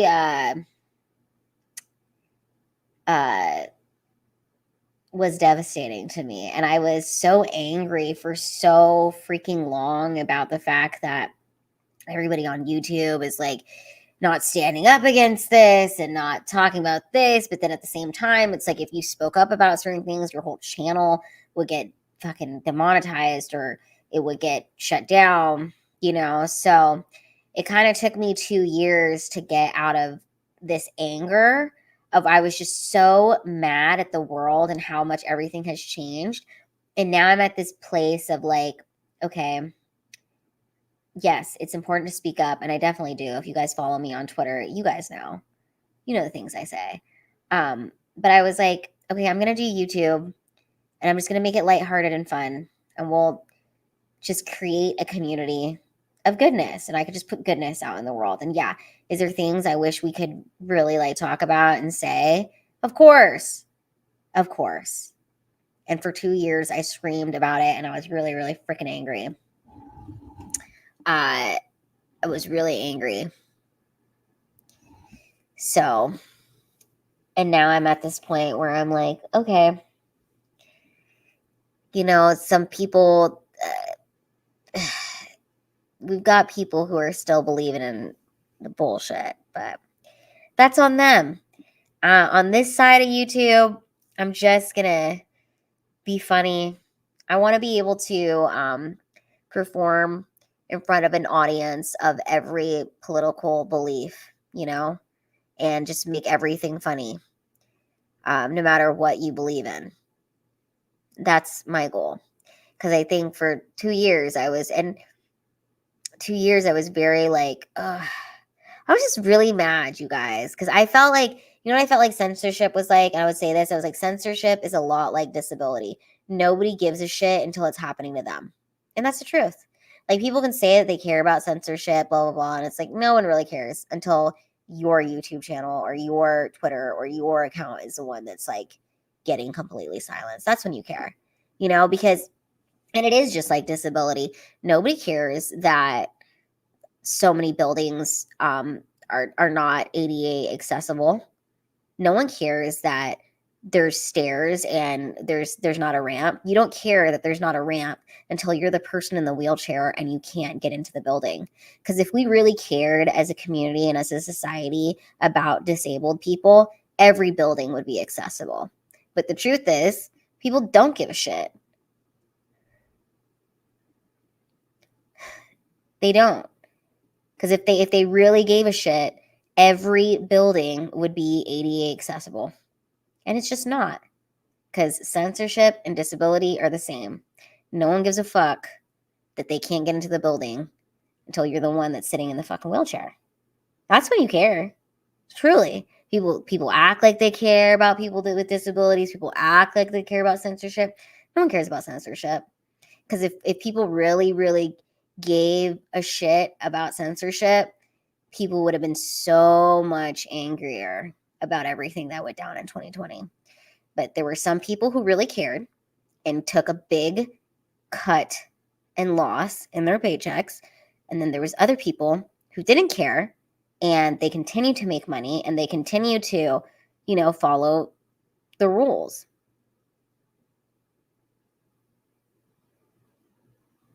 So, yeah. And again, I wouldn't recommend disability. It sucks. It's not cool.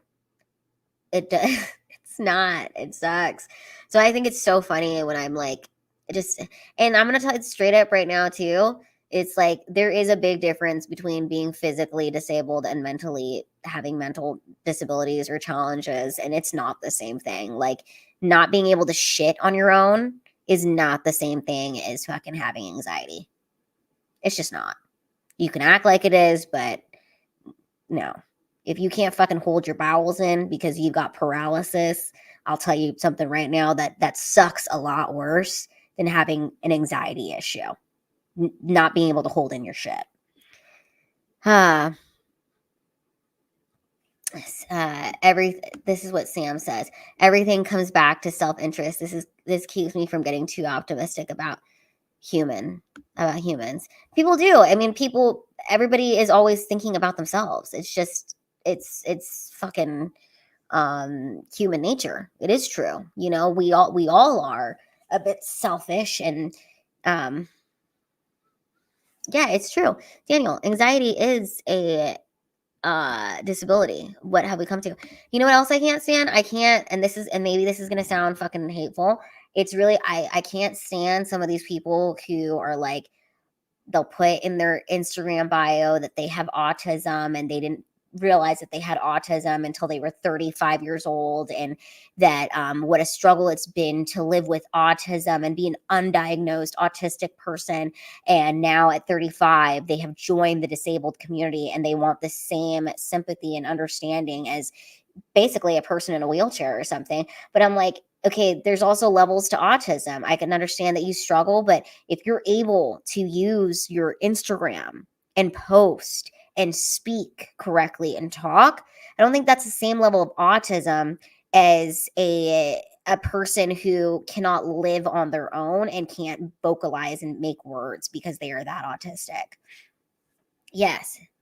Erica says, yeah, you see that girl Taylor runs claiming all the stolen valor. It's true.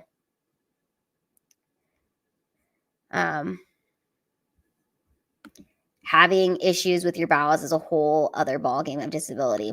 And you know what I think is so interesting too? It's like, yeah,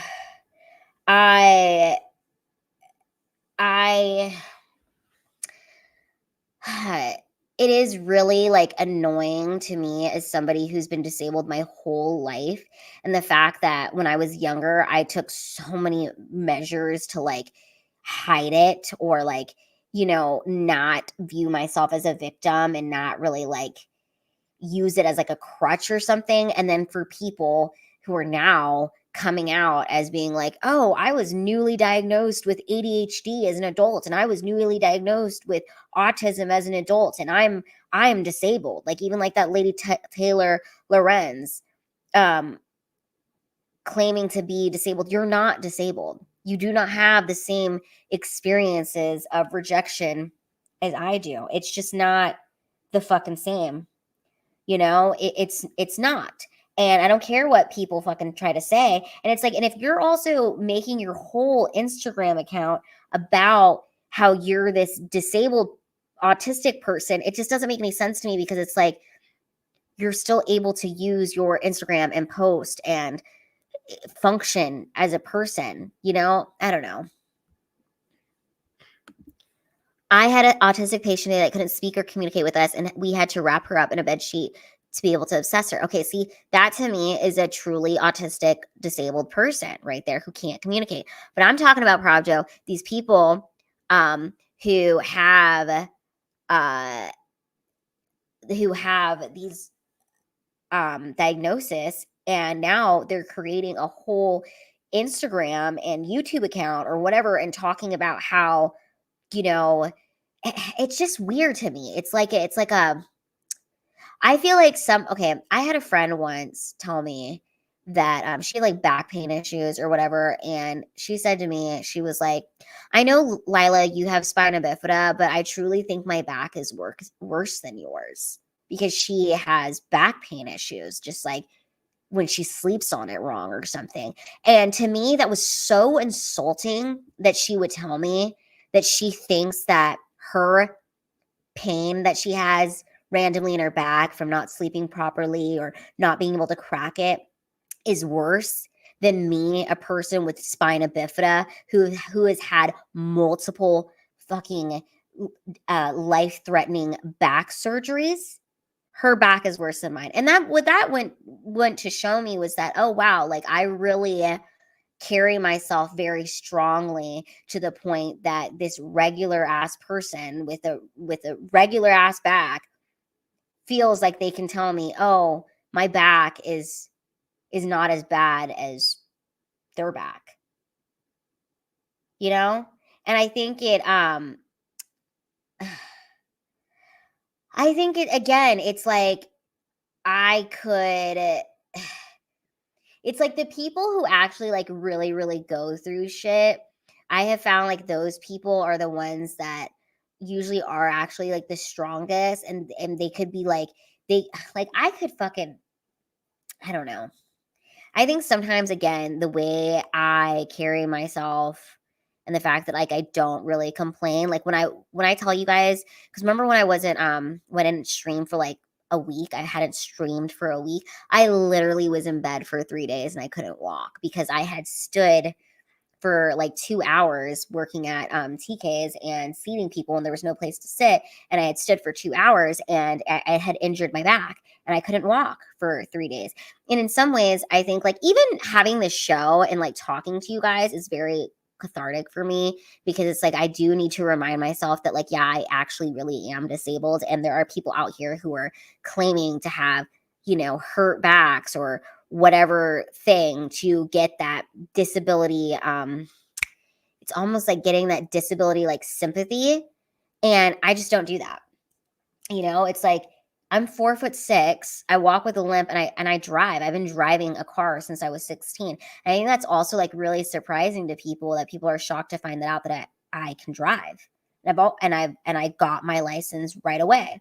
And I've always just tried my best to be as quote unquote normal as freaking possible. And I think it's really weird for me to be in a society now where people are so oh yeah, right there. That boy put it perfectly. Lila, you don't wallow in self-pity, so maybe people assume that you don't struggle. I think that's really it too, is that because I don't always talk about, my struggles, and maybe it's because I make it like into like a funny thing. But do you know how like I can make shitting myself outside of central casting like a funny thing, right? Because I'm me and I can turn that into like a comedy, but that's actually like, if you really break it down, like it's fucking horrific and it's mortifying and it's fucking scary. Like, and I maybe that's why I talk about poop, because I'm just so grateful I am able to take a fucking shit, and we should fucking be grateful for that stuff, because there are literally people like myself who have my disability who can't fucking shit on their own, Erica says 100% stolen valor sympathy. There's actually demonic entities that feed off of it. I watched a show once where people were harming themselves because they felt their authentic self would be disabled, and that is so fucking disturbing.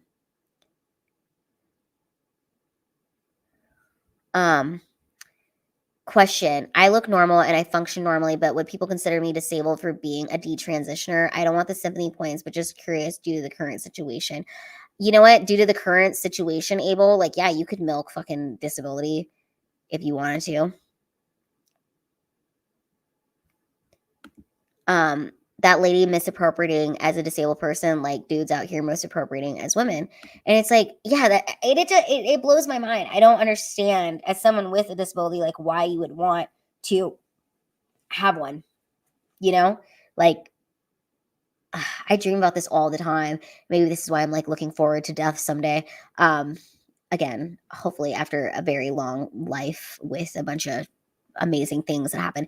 But I would love to feel like what it feels like to walk and have like my whole body like function and not have paralysis. Like, I wonder what it would feel like to like walk like 10 steps, which is like a nominal, what is it called? A nominally correct, or like a, can't even think of the word.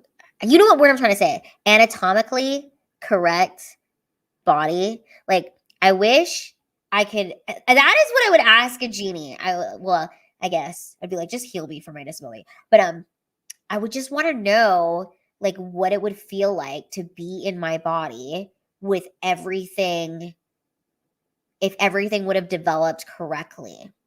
And I wasn't like walking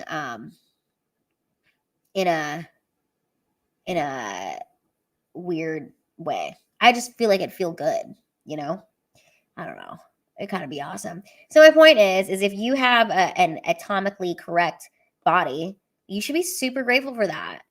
Like, that's fucking.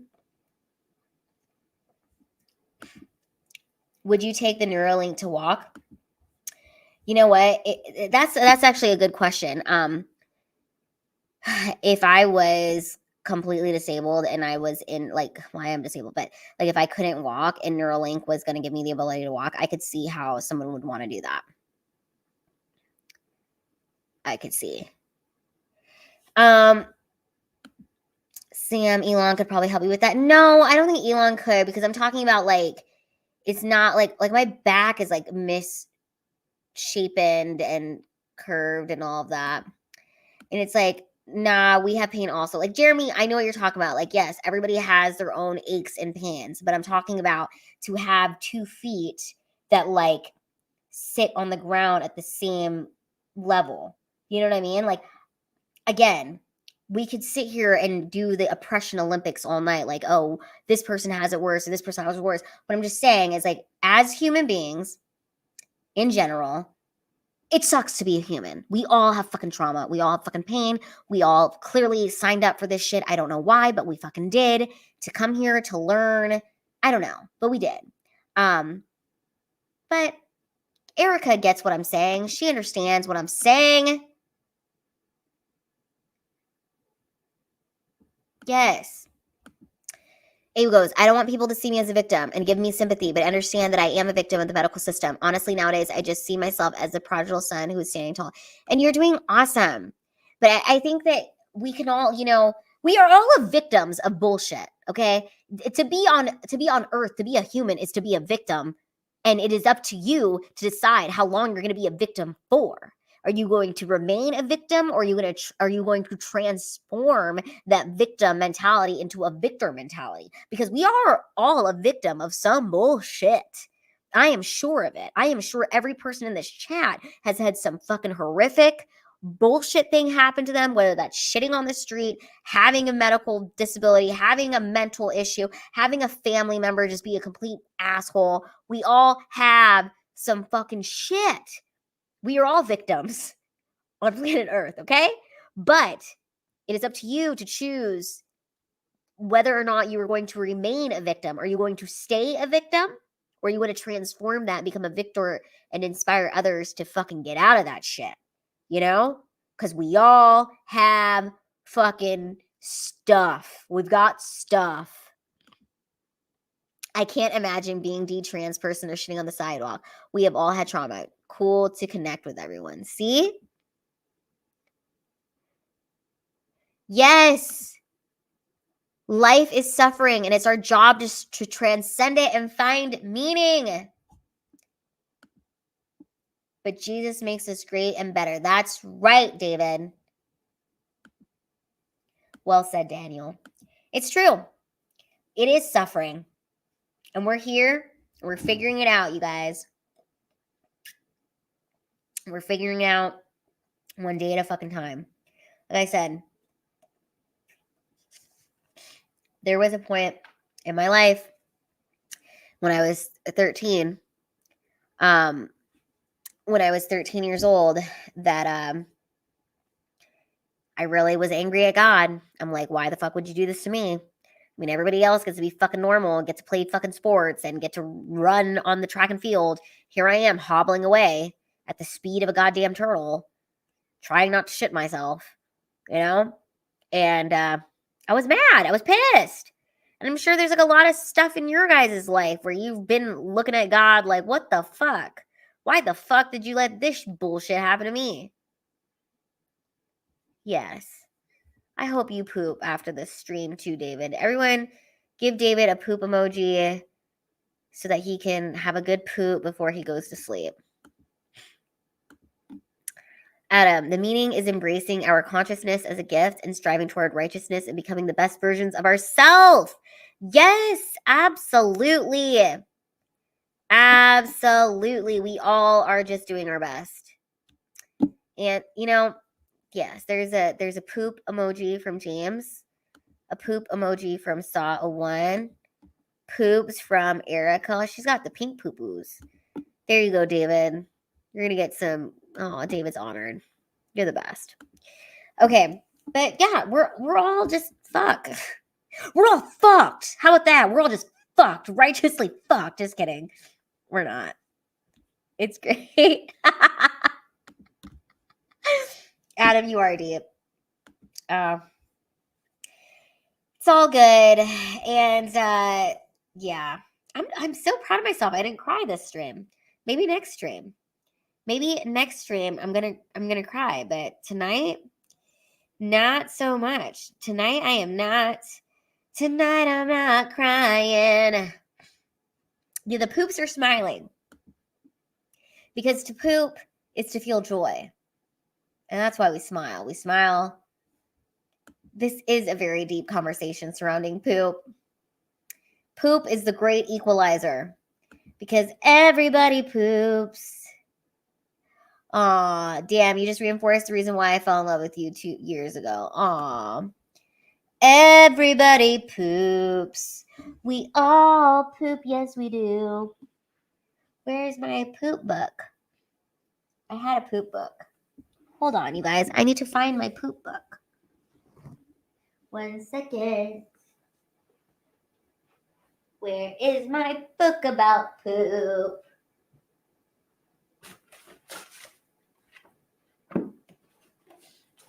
Everybody poops. Is it underneath?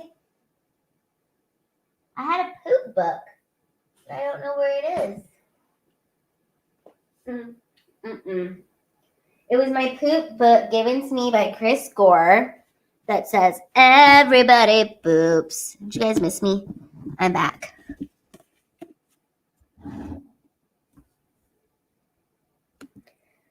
I have some friends talk about pooping with in real life. I'll invite them to future streams. Please do. I need my poop book, you guys. Yes. Good. I'm so glad, Daniel. So, what's today? February 6th?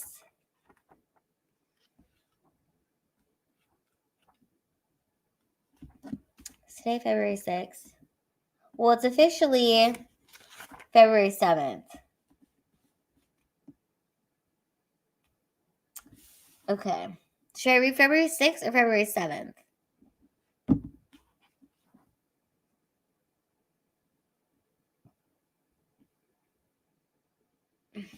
Okay, this is not the poop book. This is a Jesus book, but I'm going to read it to you. February 6th, we'll read this. Come to me and rest. I am all around you to bless and restore. Breathe me in with each breath. The way just ahead of you is very steep. Slow down and cling tightly to my hand. I am teaching you a difficult lesson, learned only by hardship. Lift up empty hands of faith to receive my precious presence. Light, life, joy, and peace flow freely through this gift. When your focus turns away from me, you grasp for other things. You drop the glowing gift of my presence as you reach for lifeless ashes. Return to me again, regain my presence. Wow. Isn't that wonderful? Come to me, all you who are weary and burdened, and I will give you rest. Take my yoke upon you and learn from me, for I am gentle and humble in heart, and you will find rest for your souls. Because it's like, you know what? Sometimes you just have to just throw your hands in the air, wave them around like you just don't care, and ask God to give you rest. Okay? So, it's going to be challenging. It's not going to be easy. That's why we got Jesus. That's why. And it's all going to be great. Everything's going to be good. David's going to have a good poop after the stream. I'm going to have a good poop in the morning. Thank you. It's going to be great. You guys, we're doing it. I want to know where my poop book is. Can't believe it's missing. The great book about poop. The man with the plan.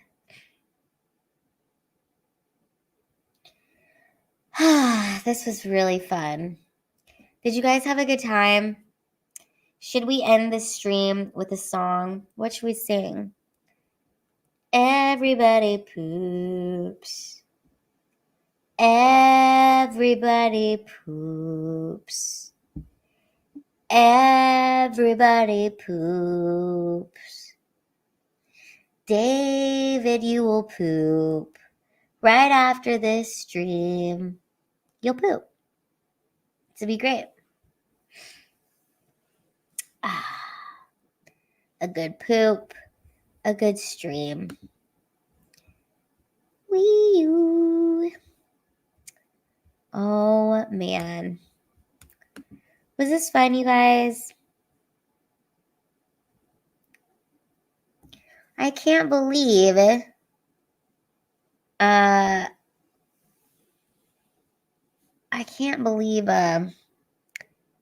lost my book.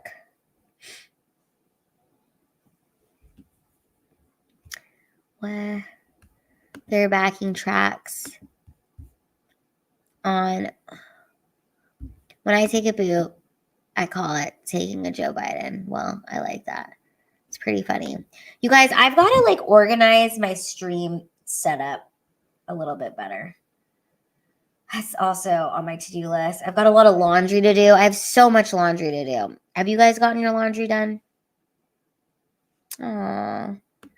That boy says your lives are always fun. Lila, thanks for sharing your wisdom with us. You know, we're just talking about pooping God. And it's what a stream we've had. Okay. I think this is great. I think what I learned from this stream is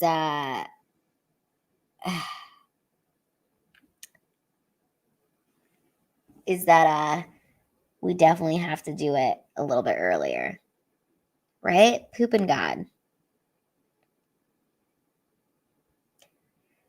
Oh, Adam is finishing laundry right now.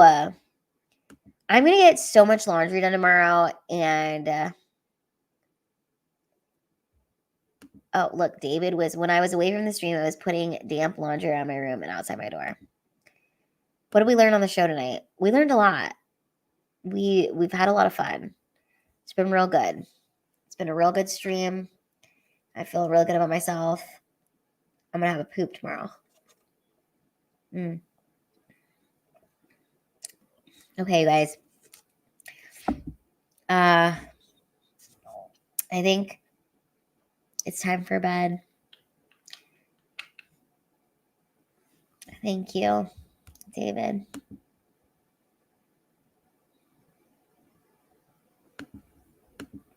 We all know if we ever poop ourselves, we step on it, make others think we stepped on it and not did it. Okay. Yep. That's what we learned. We learned that Lila started the poop trend in LA streets. XOXO. Good night.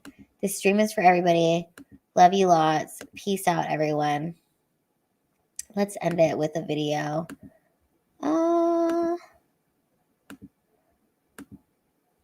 You know what? The stream is for everyone. Okay. I love you guys. You guys have been the best. This has been so much fun. Yes. Step on the poop. Because shit's going to happen, but you got to step on it and you got to just kick it to the side and move on, okay? And that's what you got to do. Because shit will happen in your life. You might shit yourself, but that doesn't mean that we give up. What do? We keep moving forward. You kick that shit into a bush, as much of it as you can, and you keep moving forward. Because guess what? Life goes on, and other people will just step in your shit and they don't give a fuck. They don't even know it's your shit. They're just stepping in it, and it's fine, and you'll be okay, and you can survive because you can do hard things like taking giant shits on the streets. That's what you can do, okay? And God is with you. And you know what? Even if you do shit yourself, that's okay. At least you could take a shit, because there's nothing worse than being constipated. Would you rather have that poop stuck in you and then you die because it's all in you, or do you just shit yourself? You just shit yourself, and it's okay, because we all do it. We all shit ourselves. And guess what? You were a baby at one point. You used to be a baby and you shit yourself then. And guess what? If you live long enough, you'll grow old and you might shit yourself. So shitting yourself is inevitable. I bet every single person in this stream has shit themselves. In fact, I know for a fact we have all shit ourselves. And we did it as babies. And someone had to wipe your ass. So, never give up. Never stop pooping. Always believe in yourself.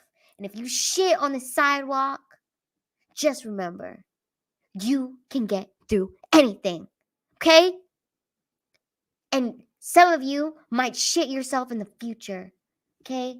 And then you will remember this stream. You'll be like, you know what? It's okay. I'm embarrassed. I just shit myself on national television in front of a bunch of people. But it's okay, because Lila told me I'm just going to take that shit. I'm going to kick it to the side. I'm going to move on with my life. And it's okay. And if shitting myself is the worst thing that's ever happened to me, then I can get through anything. That's what you're going to do. Never give up. Never surrender. Always keep shitting. Shit yourself every day. I mean, shit in the toilet. But if you do shit yourself, it's not the end of the world. It is not. Because your poop matters. Your poop matters. Poop. This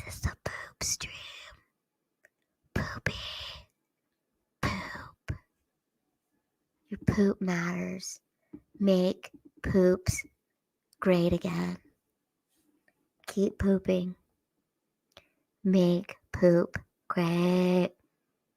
You know what?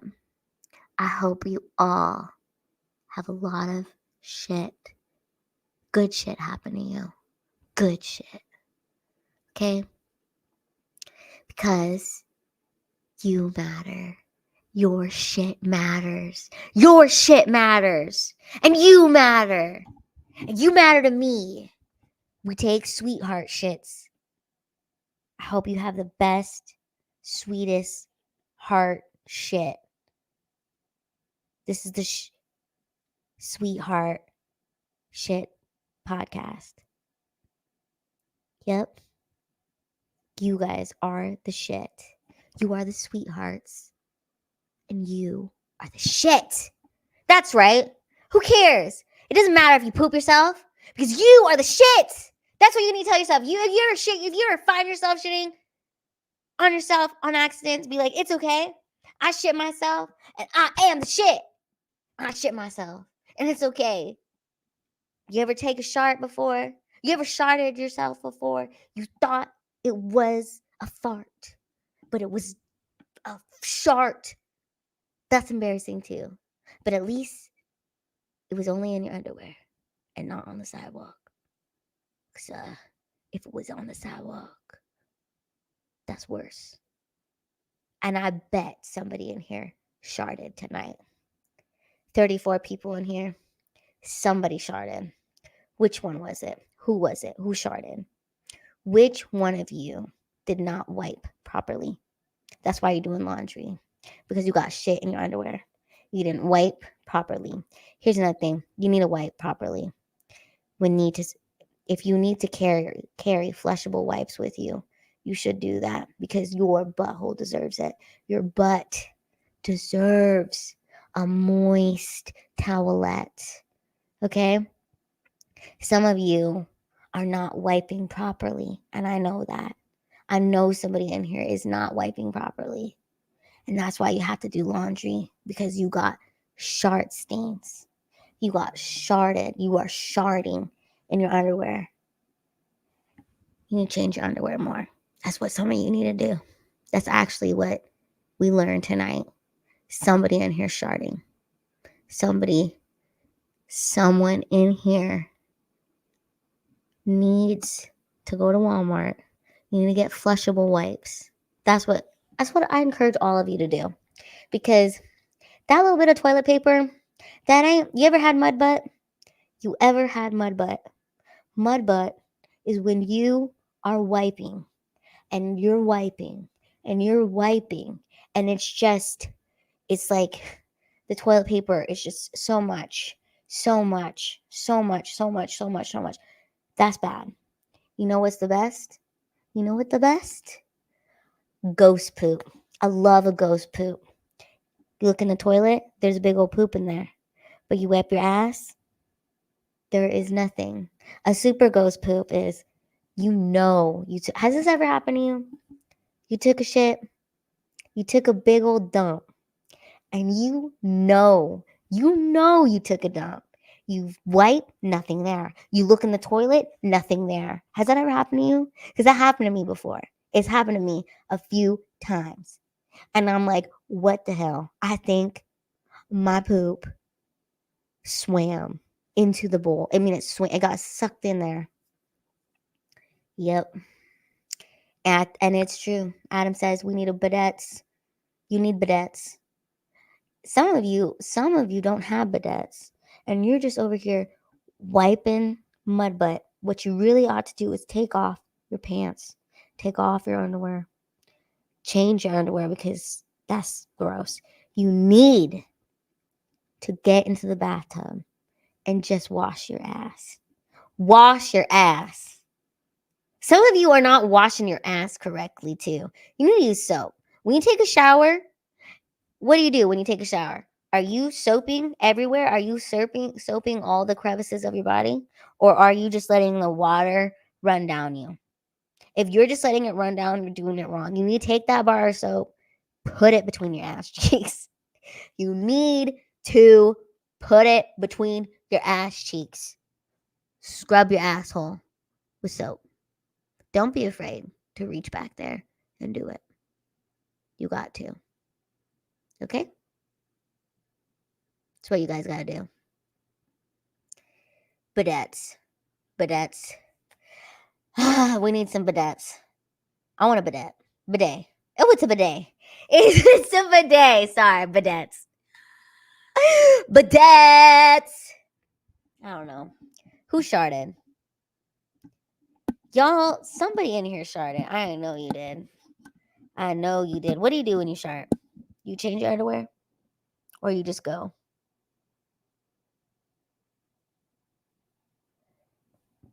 What are you doing? Bidet? Yep, that's right. It's a bidet. I said bidets. Oh, it's okay. Okay. That's my inspiration for the night. Take a shit. Take a shart. Change your underwear. Wipe your ass. Get some flushable wipes. If you cannot get a bidet. A bidet. Get some flushable wipes. If you're a lady, carry them in your purse. If you're a man, carry them in your pocket. You should be wiping your ass correctly. I think we have an epidemic of people who are not wiping their ass properly. I think that's the problem. We'll discuss that next time.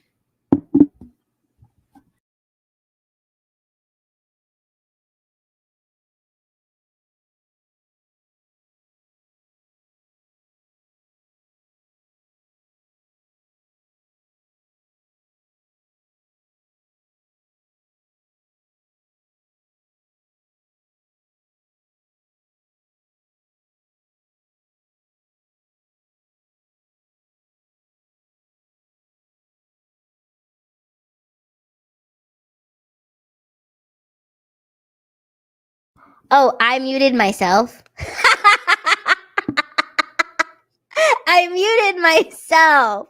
I thought you guys said muted. I thought you said muted. Oh, you can hear me now. I was like, why the hell did he mute me? You muted me? What? Because what I was saying, I was speaking too much truth. I was telling you that people in here are not wiping their ass. We have an epidemic of people not wiping their ass. You really think, okay, 35 people in this chat, 34, somebody left because that person had to go wipe their ass. Huh? You think all 34 people in here properly wiped their ass? I bet you someone has a dingleberry. Someone has a dingleberry in here. Because you got hair on your ass and you're not wiping correctly.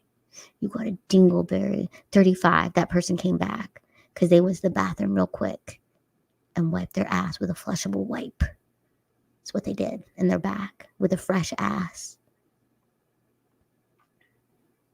You know what? Pravda doesn't have hair on her asshole because she probably got it waxed. But I think some of you in here don't be waxing and you got some dingleberries because you ain't wiping your ass correctly.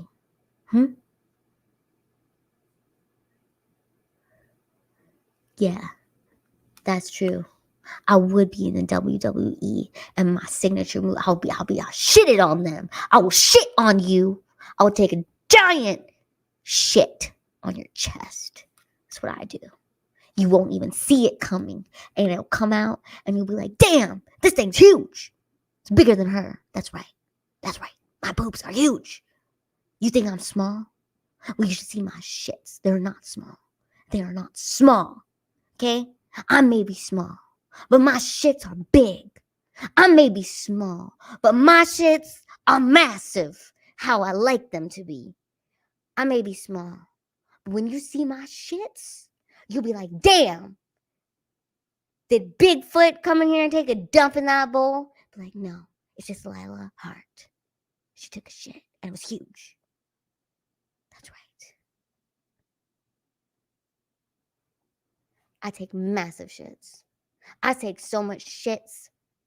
My shit be covering the sidewalk. That's how big my shits are. My shit's so big, I shit on the sidewalk, and everybody steps in my shit because I am the shit. And they take that shit with them into the casting agency. Because no matter what, I bet you, I bet they never even cleaned that carpet. I bet my shit is still in there.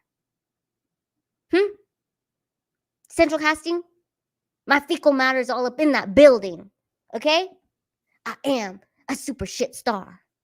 I'm a superstar. I got super shits. Even my shit is in the building. That's right. That's what I do. I take shits in the streets. Fuck a toilet. I don't even need a toilet. I just be shitting wherever I want to go. And I don't even pick it up. I don't pick it up. Because I'm not a dog. Okay? I don't carry around a little doggy bag and pick up my shits from the street. That is not what I do. What I do is I just kick it to the side and I let the people walk in it. Because that is what you do when you're a superstar like me. Okay? Are we good here? Do we understand? You guys get me? And everybody, when you get off the stream, I need you to check yourself for dingleberries. Check it. Yep. Check it. Because you did poop. You sharted. Somebody in here sharted. Who sharted? Tell me if you sharted. Be honest. This is a safe place. This is a safe space for sweethearts. If you took a shart because you thought it was a fart and you were alone and you shit yourself, tell us. Be honest. This is a place of love and understanding. No one will judge you if you tell us that you took a shart. Someone did it. Statistically speaking, 33 people in here. Someone has a dingleberry. Someone sharted. Someone needs to change their pants. Well, thank you, David, for being honest. David said he recently farted. And I believe he just farted. He is going to poop after this, but he just farted. And I appreciate your honesty, David. Thank you. Are you going to call you out? Yes. Oh, my God. Oh, my God, you guys. This stream has gone crazy. This stream has gone crazy. And Jeremiah, what kind of question is this? Well, good to know that you haven't. Why are you asking these kind of questions? This is not a sexual stream. This is a stream about farting and sharting and pooping, not about inserting. Okay? This is a stream about exerting, things that's coming out. We ain't putting shit up there. That is not where this stream is going. Jeremiah, trying to take it into a nasty zone. That is not what we're here to talk about. The hell? That's right, that boy. Lila is a lady. That question is off limits. This is an exit only conversation. This is not a conversation about inserting things up our asses. The hell? We have enough problems getting shit out of our asses. And you want to talk about putting things up there? Hell no. Jeremiah, we have a hard time getting shit out. And we're just gonna shove shit up there? No. Daniel is back from his poo. Daniel was not in the bathroom shoving poo in there. He was trying to get things out. My God. Jeremiah trying to turn this stream into some freak nasty shit when this is the Sweetheart channel. Okay? Were we talking about seriously, whatever? It's okay. You are forgiven. You are forgiven. It's okay. We forgive you.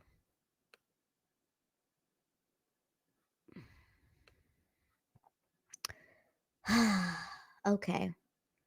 Well, that was great. You've broken your stream record thanks to your poo monologue. Well, that's awesome. I'm so glad, Sam. My poop monologue. My poop monologue. We are doing great, you guys.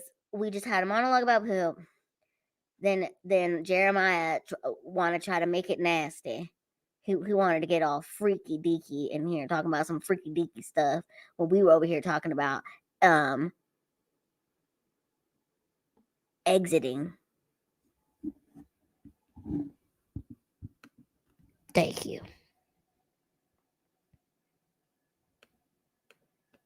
Yes, the poop monologue is going to be clipped out and will become internet legend. Go ahead, clip it out. Someone clip it, post it. Thank you. The most exciting poop hard talk. Oh yeah. Oh yeah. This has been an exciting stream. I just got a second wind of energy. Oh God. A second wind of energy. Well, I'm okay. I had a panic attack earlier, but I'm okay. I hate anxiety so much. You know what? Well, she sounds like you need to take a poo. Take a poo. You'll feel better.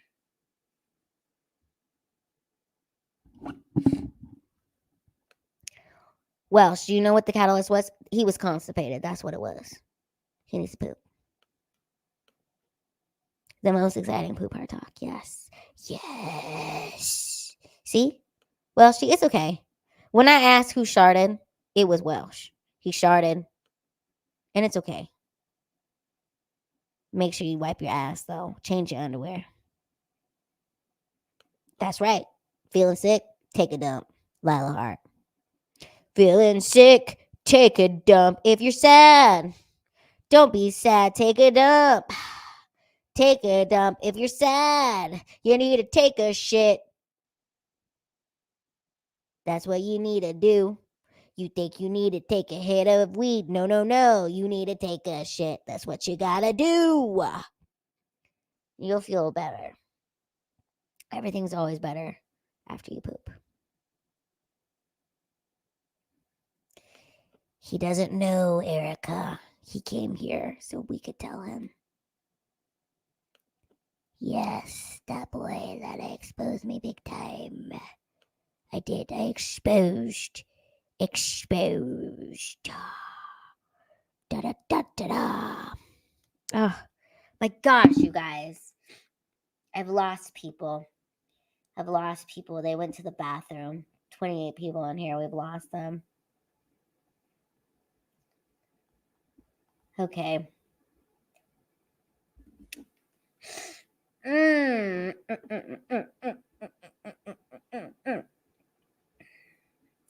You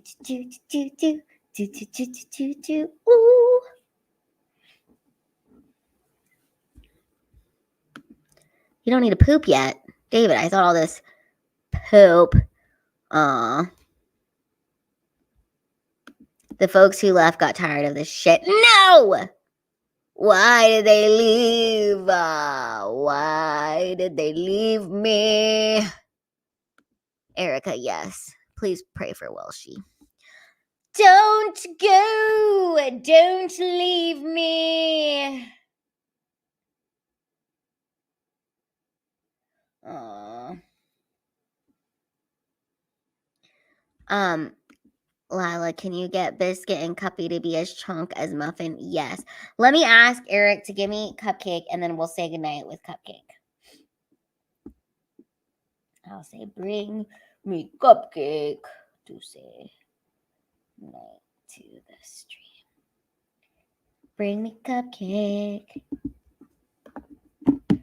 No one's mad at you. That was funny. Okay. Cupcake. Cupcake's a good pooper.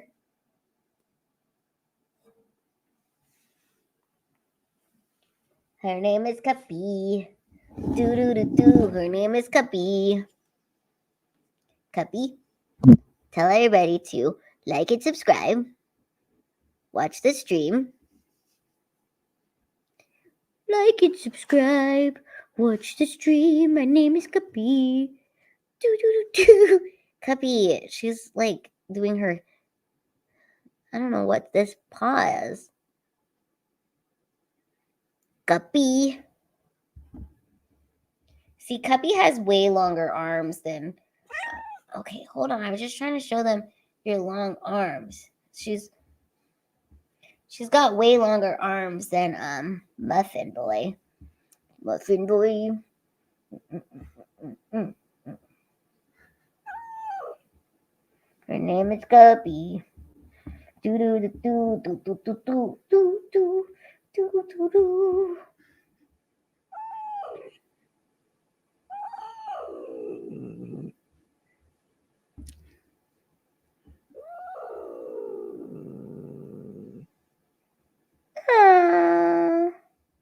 She's a chunky girl. She's a chunky girl. She's a chunky girl. She's my chunky girl. She's a chunkster.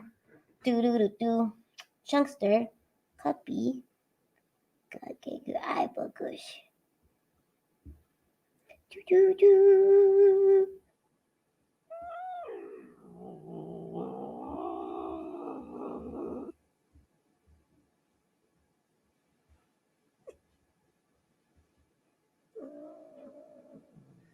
She's so soft.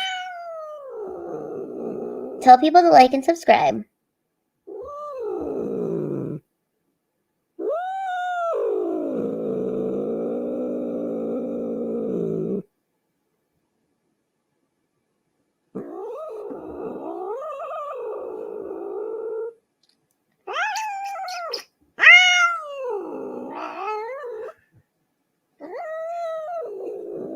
This is the Cuppy stream.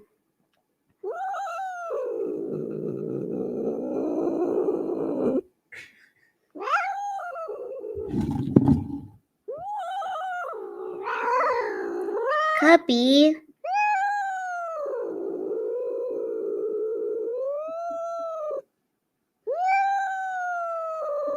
Okay, like and subscribe. That's what she said. And she said, leave a comment after. Okay, that's what she said. She said, leave a comment, you guys. She said, okay, after I end this stream, which we're ending in 2 minutes, right at this 3-hour mark. Okay, when I end this stream, can you guys leave a comment on the video and say that was so much fun? Like, do you like that? That's what you need to do. Okay? Leave a comment. Say you had a good time. Talk about what you learned. Write like your 3 favorite moments from the 3-hour stream. If everybody in here could do that, that would be awesome.